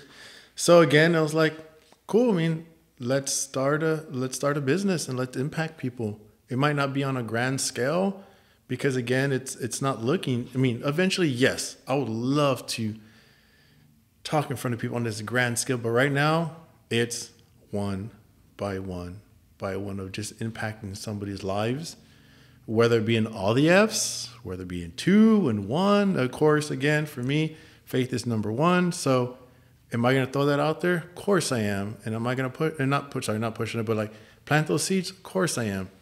But again, it's more of a, how can I help you? How can I impact you, right? And it goes back to something that I heard one time, and let me pull it up real quick because I'm probably going to get it wrong, but I did take notes on that.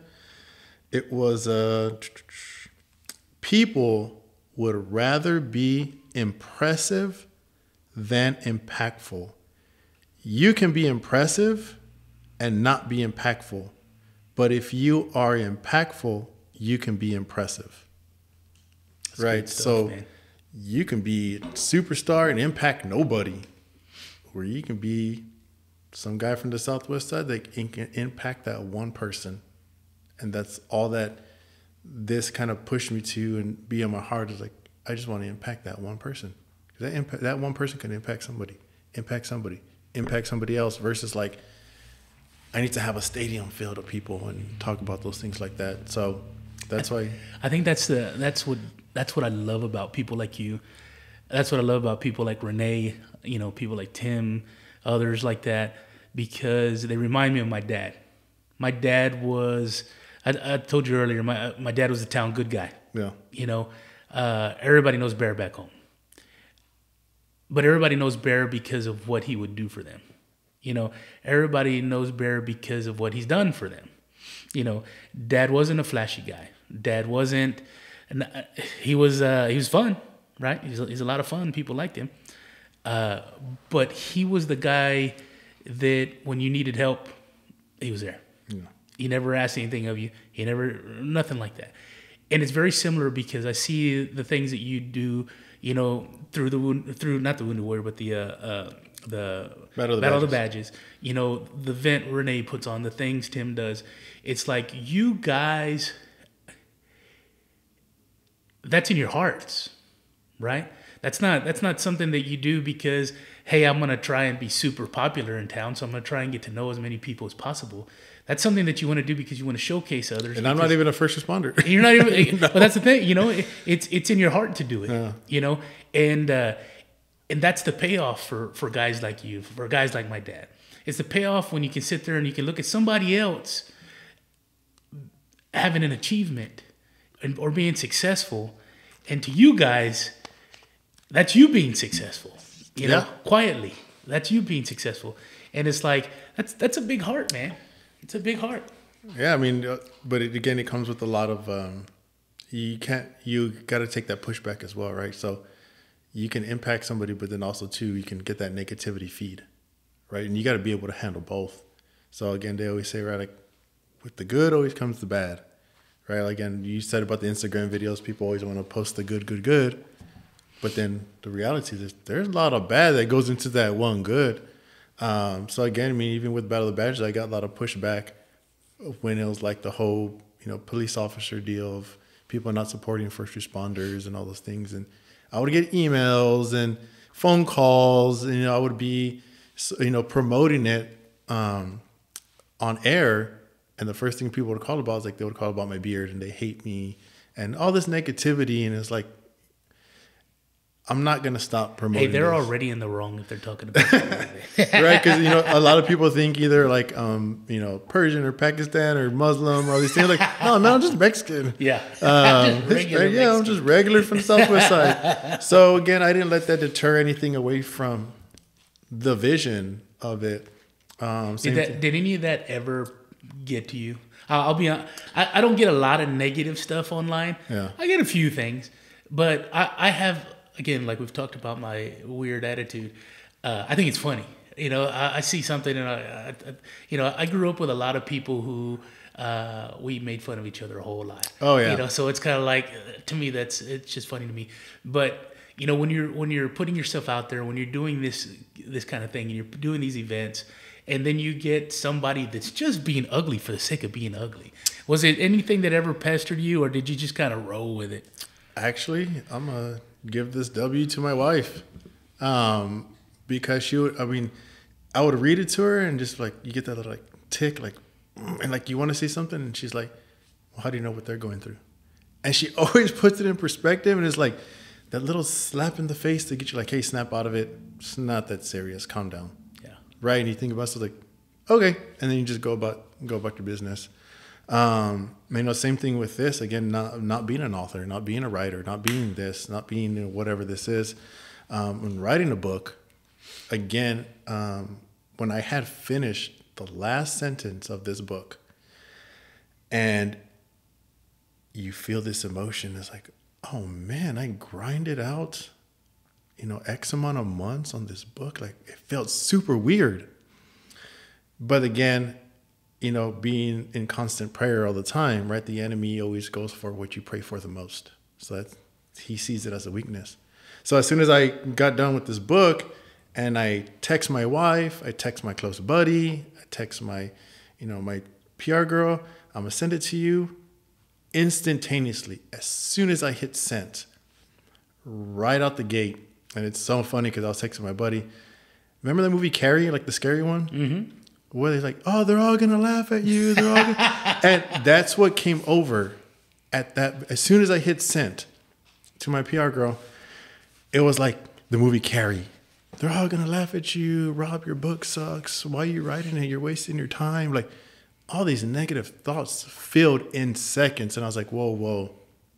That's not the voice of God that I'm listening to. That's the enemy coming for real quick. Sure. So I texted my buddy that, and we even did like the little gifts back and forth.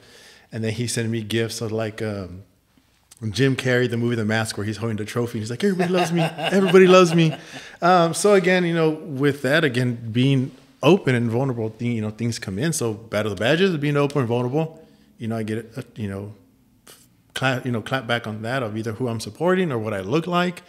Along those lines. But again, the wife, would come in clutch and just kind of keep me grounded and be like, hey, you need to focus. You need to do this, da-da-da-da. And she gives me all the time and that I need to do what I do, work on myself, because again, it benefits her in the long run. It benefits my family. It benefits all these things. Like going from owning a gym, and this is another story, that all these things happen. She's like, don't worry. Like, I know who you are. I know what you do. I got us right now, because she knows in the back end is going to propel longevity. So yeah, as a man, you feel a little like punches in the gut, right? Because you're not either producing something or providing or whatever that looks like. But then I step back because again, what can I provide? I can provide time. So at the moment right now, I do the cooking and cleaning and this and that, because right now she's taking the load of a lot of things, not knowing like, what is this book going to do to people? What is this seeds going to do? What is this going to do? Like on the back end of, hey, you know what? Now you don't have to work. I got you. You can retire. Because again, it all comes down with the plan. We don't want to retire when we're 65. We don't want to work forever. We don't want to do this. We're getting out of, we have one We just have our house left, and we're going to get that paid off super quickly. Why? Because we came up with a plan. Then after that, we have zero debt, right? I'm not trying to be flashy. I drive a 2008 Tahoe with almost 300,000 miles on it, right? You know, so you make those lifestyle changes, sacrifices for the long run, because again, we didn't have that time on our side, so we're having to speed it up. But if we're in our 20s, oh man, we would be doing a lot of things. So like my youngest client right now is 18, and I've known him since when his mom was pregnant. So he's 18 now, and I know what he's been through in a sense, and he's like, I don't want that struggle. He's that young to know that I don't want that. Well, there's freedom in that, man. And I talked about getting it earlier. You know, when you're a young person and you can get that, when you can understand that there's freedom in that financial stability, that faith in God, you're fit, you're healthy. You know, there's freedom in all that stuff. Mm-hmm. And the earlier that you get that, the longer you get to enjoy that. I want to back up a minute, though. I want to back up. You were talking about your wife. And I just want to say, thank God for good women, man. I know a handful of dudes that are small business guys. I know a handful of dudes that have readjusted themselves to pursue another dream. And all those dudes I've talked to said, thank God for my wife that I can do this. She stayed working. She stayed on the course that she's been in, and that's allowed me to do X, Y, and Z. Now, in turn, when you guys hit y'all's peak and y'all hit y'all's peak of success, she's along for the ride. But she's also on that foundational level of, hey, you know what? I believe in him. I believe in what he's doing. I'm going to hold it down. And when he gets there, he's gonna take me with him. Yeah. But I'm gonna be here and support. It's funny because to hear you say that, I literally know probably 5 or 6 guys that said the exact same thing, that they were in the exact same position, and their wife said, "Hey, you know what? Go ahead. I'm gonna take care of things." It's a conversation piece. Before we got engaged, we left church, and everybody goes and eats after church. It was called framework, and they talk about foundational pieces, right? Like a picture frame.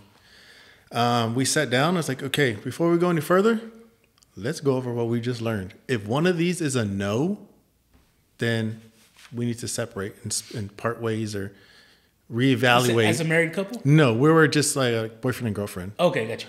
Because there's kids involved now. Right. She has a past. She was married before.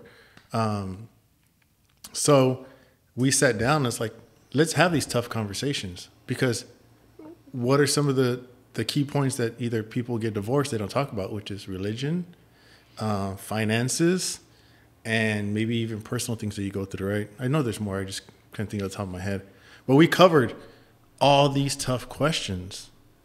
And I never thought about being married or getting married or any of those things. So she's like, if you don't want to get married, then we shouldn't be doing this. And I said, well, it's not a hard no. But, if it happens, it happens. She's like, well, if we're going to continue to do this, like, that's the direction I want to go in. So I had to sit back and think about it. I was like, you know what, could it really be that bad? Because, of course, I'd never been married before. I had super fun in my 20s. Yeah. Stuff like that. So it was those hard conversations. So we did marriage counseling. And when you say that, people are like, oh, what happened? What's the achievement on that part? It's like, well, no, before we got married to the church, you have to go through marriage counseling. When we got in there, they asked questions like, oh, yeah, we talked about that. When? Oh, like 3 years ago or 2 years ago, whatever. So we're able to have those tough conversations of, my wife knows everything I do. She knows every text message I get. She knows all my passwords. Like, I don't need to hide anything. I don't need that added stress on there. In return, again, she allows me, allows me to do what I do, right? You take the back seat. Well, she supports. But what I can do for her is create time. I don't want you to come home and have to cook and have to clean. And she's the best cleaner ever. She's awesome. So Aaron, like, I should probably come back and clean again. Because before I'd be like, why am I cleaning if you're just in a re-clean? But then it's like, okay, what kind of standards does she have? You know, I need to be on that level. But it's also the fact that you made the effort. You know, for her to come home and say, hey, and he may not have done it to my liking, but he did it. Yeah, so I would do the inside, and from there, go cut the grass and all this stuff back and forth. And even to sit here with you today, like, my list is always long, but I prioritize the schedule a certain way. So, yeah, I don't want her to come home from a long day and have to worry about cooking or cleaning or putting up the dishes and stuff like that. So I try to knock that out. But again, in my brain, I put it in order. If I'm going to walk over there, I need to do this first, and that's going to take this long. Like, Yeah. you know, we're not washing clothes by hand anymore. You throw it in the washer, it does it by itself. What are you doing within the time that's waiting? So going back to working out, I only watch TV when I work out. And then when I say that, it's more listening because I have an air runner, which is kind of like a treadmill, but it doesn't have a motor. So I only physically watch the TV while I'm warming up. And then I only physically watch the TV while I'm cooling down. But while as I'm working out, I hear it more just for entertainment. Yeah. So again, I don't really watch TV. And what we do, we'll get our dose of trash TV. Yeah. But being in business, you get enough of that on social media. So I'm like burned out on that part. But yeah, I think just real quick, I think that's so awesome that you guys had those difficult conversations so early, because when you meet somebody, they're the best thing on the planet. Yeah. I'm so in love. Let's not pay bills. Let's use that to go eat downtown. Let's go down the river walk. You get into this, I guess, lack of a better term, the honeymoon phase of dating, and it's just it's all candy, right? It's all yum, yum, yum. It's all tasty, but then when it's time to really have the hard conversations, it's a hard thing, but for you guys to say, and there's a lot of good parents out there, but there's a lot of shitty parents. You guys had enough sense to say our children are very important. We need to have these important conversations very early because of, you don't have the luxury of being a couple that doesn't have children and now we get to date and get to know each other. It's, hey, we need to this needs to go into fast forward. Are we going to be compatible? Are we going to get along because there's kids involved? And the fact that you guys were able to do that early on, for one, says a lot about your character. But another is a contributing factor to the success you guys have. Yeah, and again, it was like you said, instant mashed potatoes. You add water, scoop it up, bam. But it's also too having those tough conversations with the co-parent, right?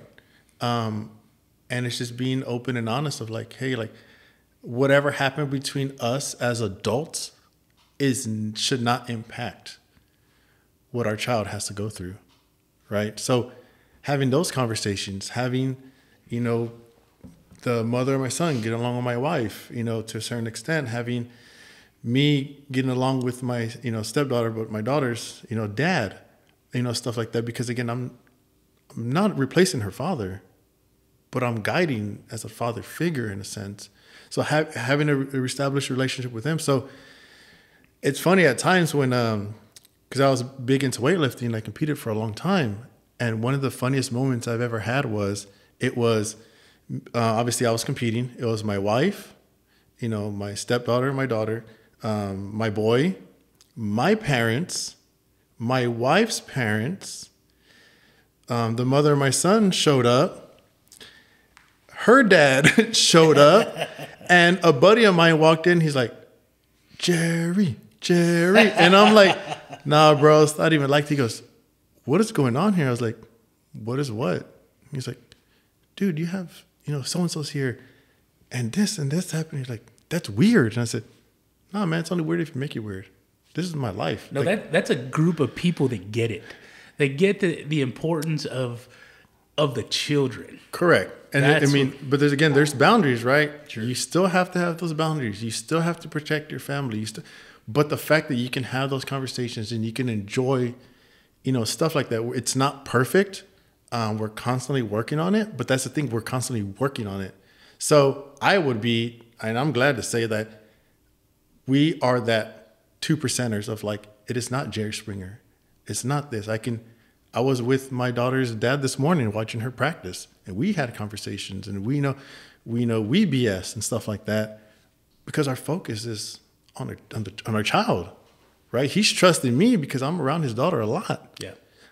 So it's just a constant communication. So again, that all played into a factor of how this business and this book came alive, and what I do came alive is because of connections with people like that, is encompassing and open communication. And again, not everybody's gonna like, what I do or what I say or how I do it.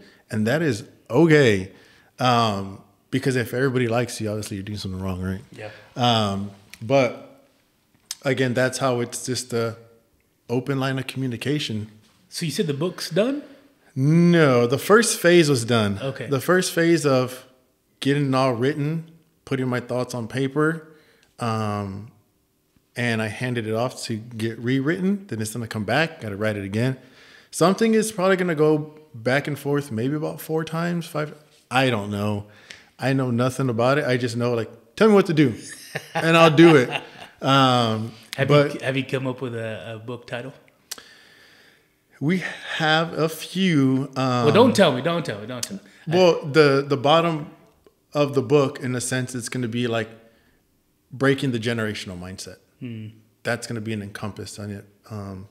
My favorite one, and I just like to tell it, is why not you? Why not you?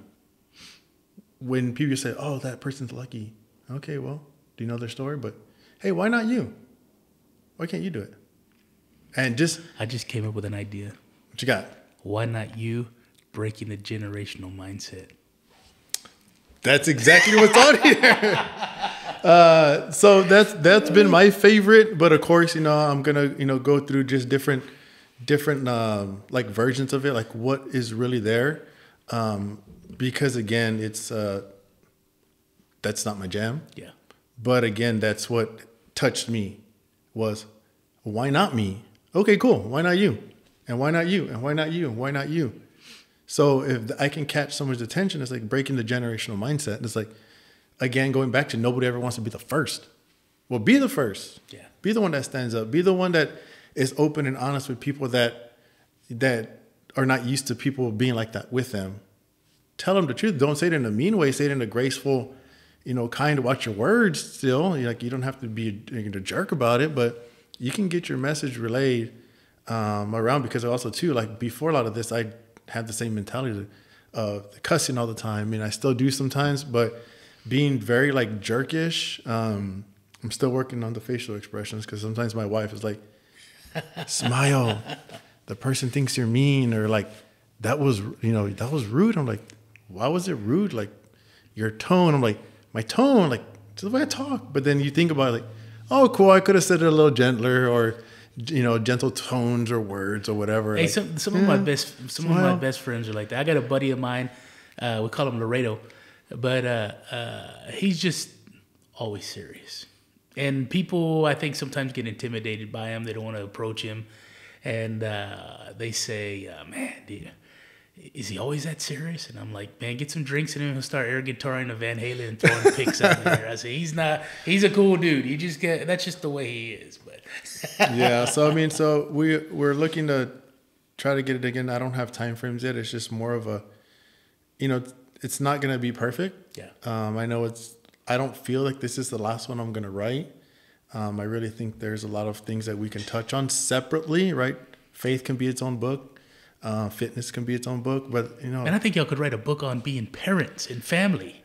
I mean, just with the way you're doing things, it should be typical, but it's not, and that's what I think is pretty cool, man. There's only one like church ministry group that talks about blended families, right? Because if you read the word, they don't really talk about a lot of blended families. So we have to find like our own little niche and kind of lean into that. What does that look like, right? Because it's not just my wife. There's another person in the picture that kind of have to, understand what's happening on that back end, because again, it's a big piece of the puzzle. So they're called, I believe it's like Blended Kingdom Family, and they talk about stuff like that. What is the church you go to? Grace Avenue. Grace Avenue. Right now, we are in the phase of looking for a building. So we're out of the, Theological Center on like Oblake. Okay. And San Pedro. So we're essentially borrowing a church. Okay. A portion of it. So we're having service out of there.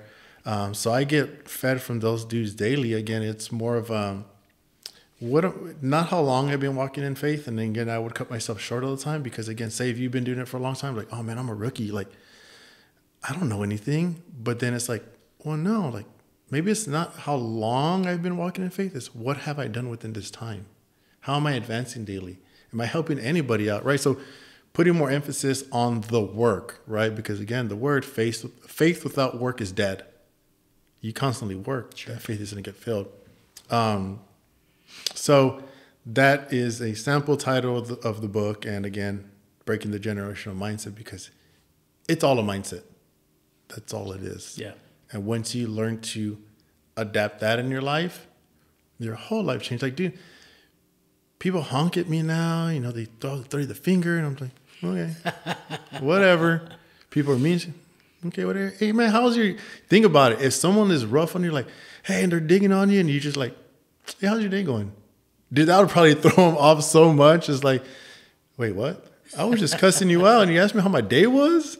Right? So... I mean, that stress, that's you keeping stress off of you. You know, you behaving in that manner is only ultimately going to benefit you, because that's keeping the stress off of you. You know, if I come to you and I come to you hot and at a level of 100, and you don't let it affect you, the only person that it's negatively affecting is me.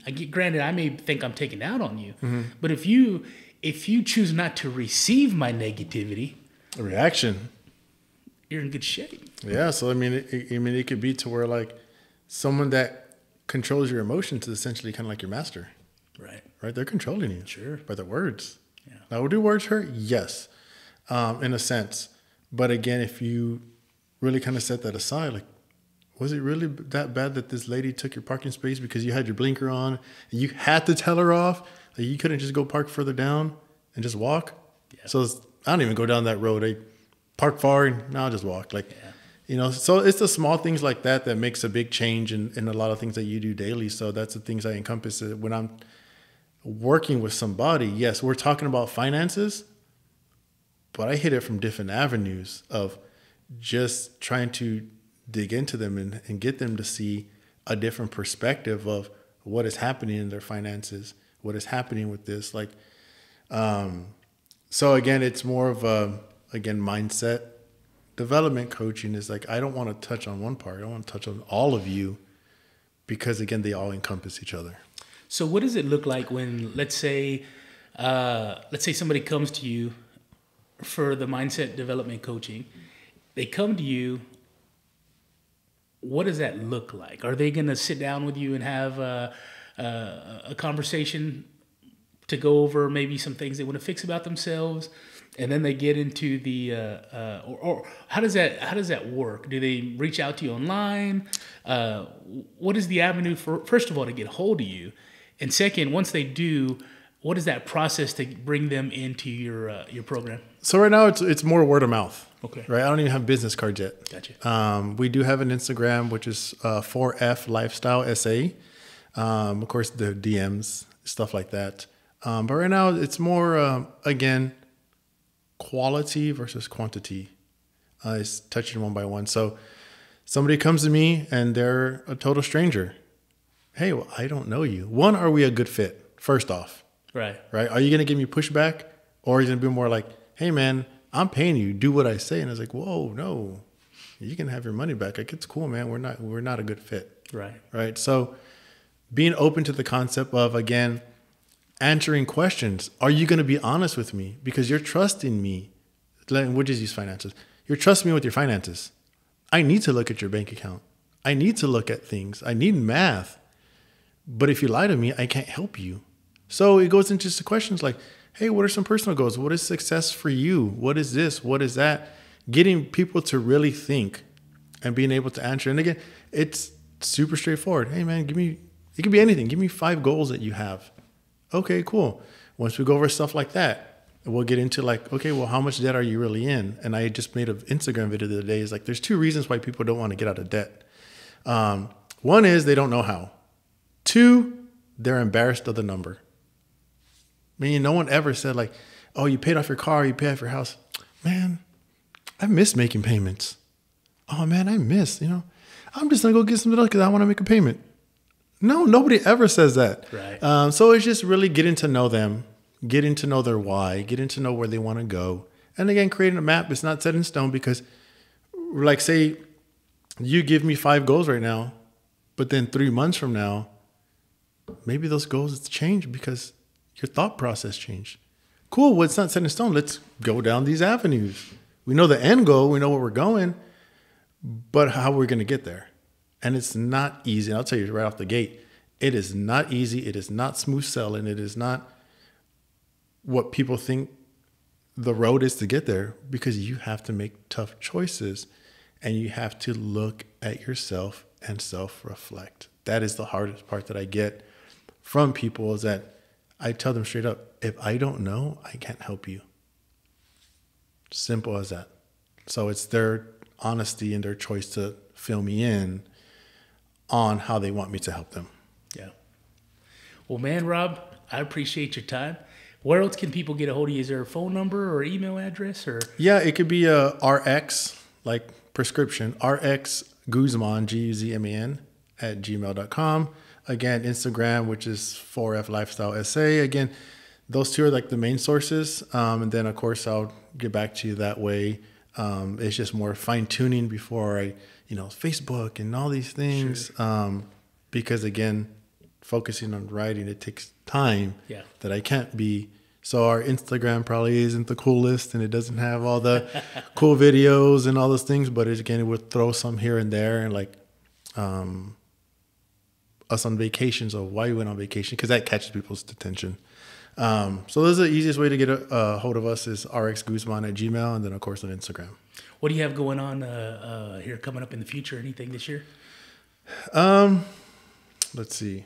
Well, you talked about the church event for the men. What was that again? So that is June 16th. So it'll be graceavenue.com. It have be on there. So it has a men's events. They're gonna have a speaker. It was great. My first men's event too I was like, am I ready to go? No, I'm just. And one of my friends is a female. She paid for my ticket. Oh, cool. So she went. She told me, "Go out, pay for your ticket, go." So then now I bless people with like, "Cool, man, just show up." There is a cost, but like, that's not needed. Like, just show up, bro. Like, I'll save you a seat. Yeah. So it's June 16th, I believe, from like 6 to 8:30ish. Okay. In a sense, and it's just guys hanging out, learning each other, like you said, fellowship. That's what I have coming up. What about is there any more of the Battle of the Badges things anytime soon, or no? Battle of the Badges wise, I'm going to stick with Renee. I think it's October 8th that we're putting some stuff together. Okay. But again, that's a monster on its own. Like, sponsorships, equipment, because you got to remember, I am using specialty equipment. Yeah. Right. So, well, all this stuff looked like it was a one-off. It looked like and that's the hard piece. The hard piece is like, if I'm going to run teams, like, I don't need one breaching door. I need 10. Yeah. Till I talk to the people that made them. Each one of those doors is 10 G's. Wow. So, hey, can I get 100 G's in doors? Yeah. Right. Good luck. Can I get, this? So I was like, guys, please don't break this equipment because it's not mine. Yeah. But we've had some really awesome sponsors that has sponsored a lot of the expensive equipment. And we just asked, like, hey, guys, don't break it. I had, SAPD let us borrow 4 SUVs, like, stuff like that. It was really cool. People brought their personal things. I've borrowed, people's personal guns that we put some sim rounds in there. And it's like, don't drop it, don't break it, because it's not mine. I'm borrowing it. So that's the only hard part with my event is that it's specialty. Sure. So if anybody out there would care to, like, I guess maybe donate to something like that, or they want to maybe do a sponsorship and hang a banner or something, will they just go through your Instagram? Yeah, it'll be the RX Guzman. Battle of the Badges doesn't have its own Instagram, right? Because it's a separate entity. Yeah. And that's a monster on its own. So RX Guzman at Gmail, and I can go from there. But I haven't got to the point where it's its own thing of social media, sponsorship, nonprofit, because again, now I'm cluttering my life again. It's like, no, I just want to run this event. And it was supposed to be for funsies. And now like we're on Battle of the Badges 6. Yeah. Yeah. And then Renee called me a couple weeks back. Is like, hey, you down or what? And I'm like, oh, I knew you were going to call me. Fine, I'm down, bro. Like, you know what's cool about that whole event, the Battle of the Badges, the event Renee puts on, it's for San Antonio. Yeah. And I think there was a fairly good turnout for the first one last year. I think the more people hear about it, the more that people are going to, because it's cool. Yeah. I mean, you're seeing things that you only see on TV, and it's happening in your backyard in San Antonio, and I think it's only going to grow. So you're probably nowhere near getting at it. Yeah. Well, I mean, going back to even this, right? Like Renee, nobody ever wants to do the first one. Renee did it. So people are like, well, let me see first. Yeah. Right. Because they start backing out or they don't. Well, how many people are going? And like all the logistic part, like, dude, just show up, just support, participate. That's how it's going to grow. Not like, oh, well, I'm going to back on this one. I'll wait to the next one because I just want to see. Mm-hmm. Be part of the foundation. Yeah. Be part of the growing. Be part of the community. So that's why another big, huge business company threw some really enticing stuff at me because they wanted my event. Really? And I told them no. I was like, that's not what I'm here for. That's not what my event's about.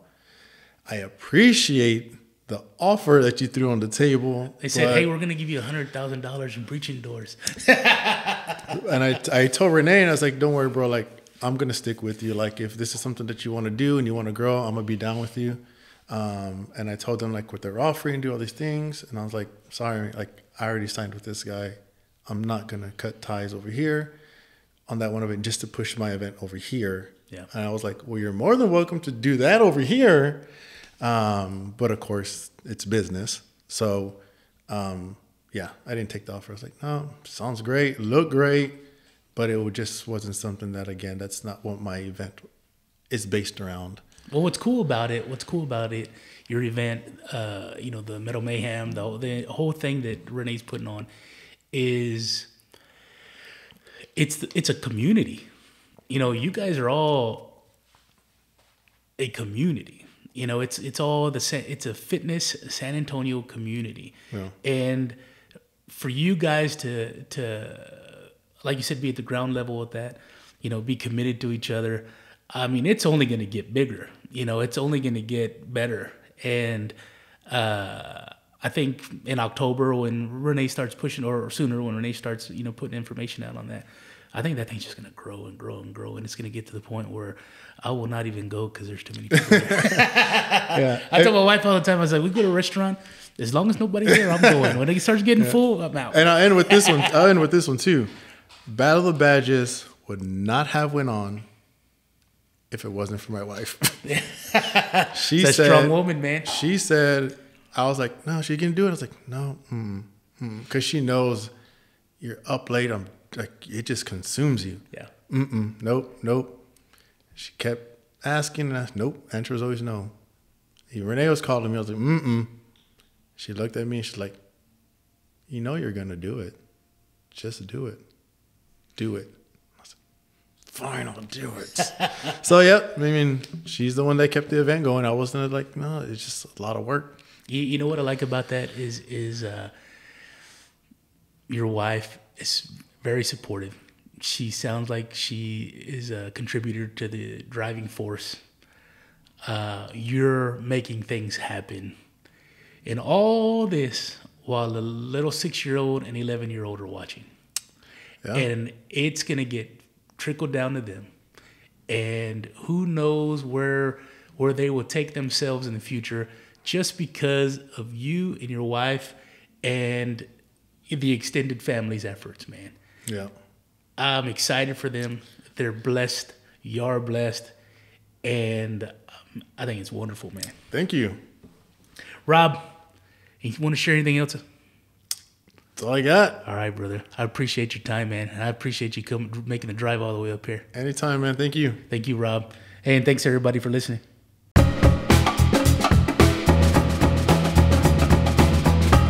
Thanks for listening to the Gabe Molina Podcast.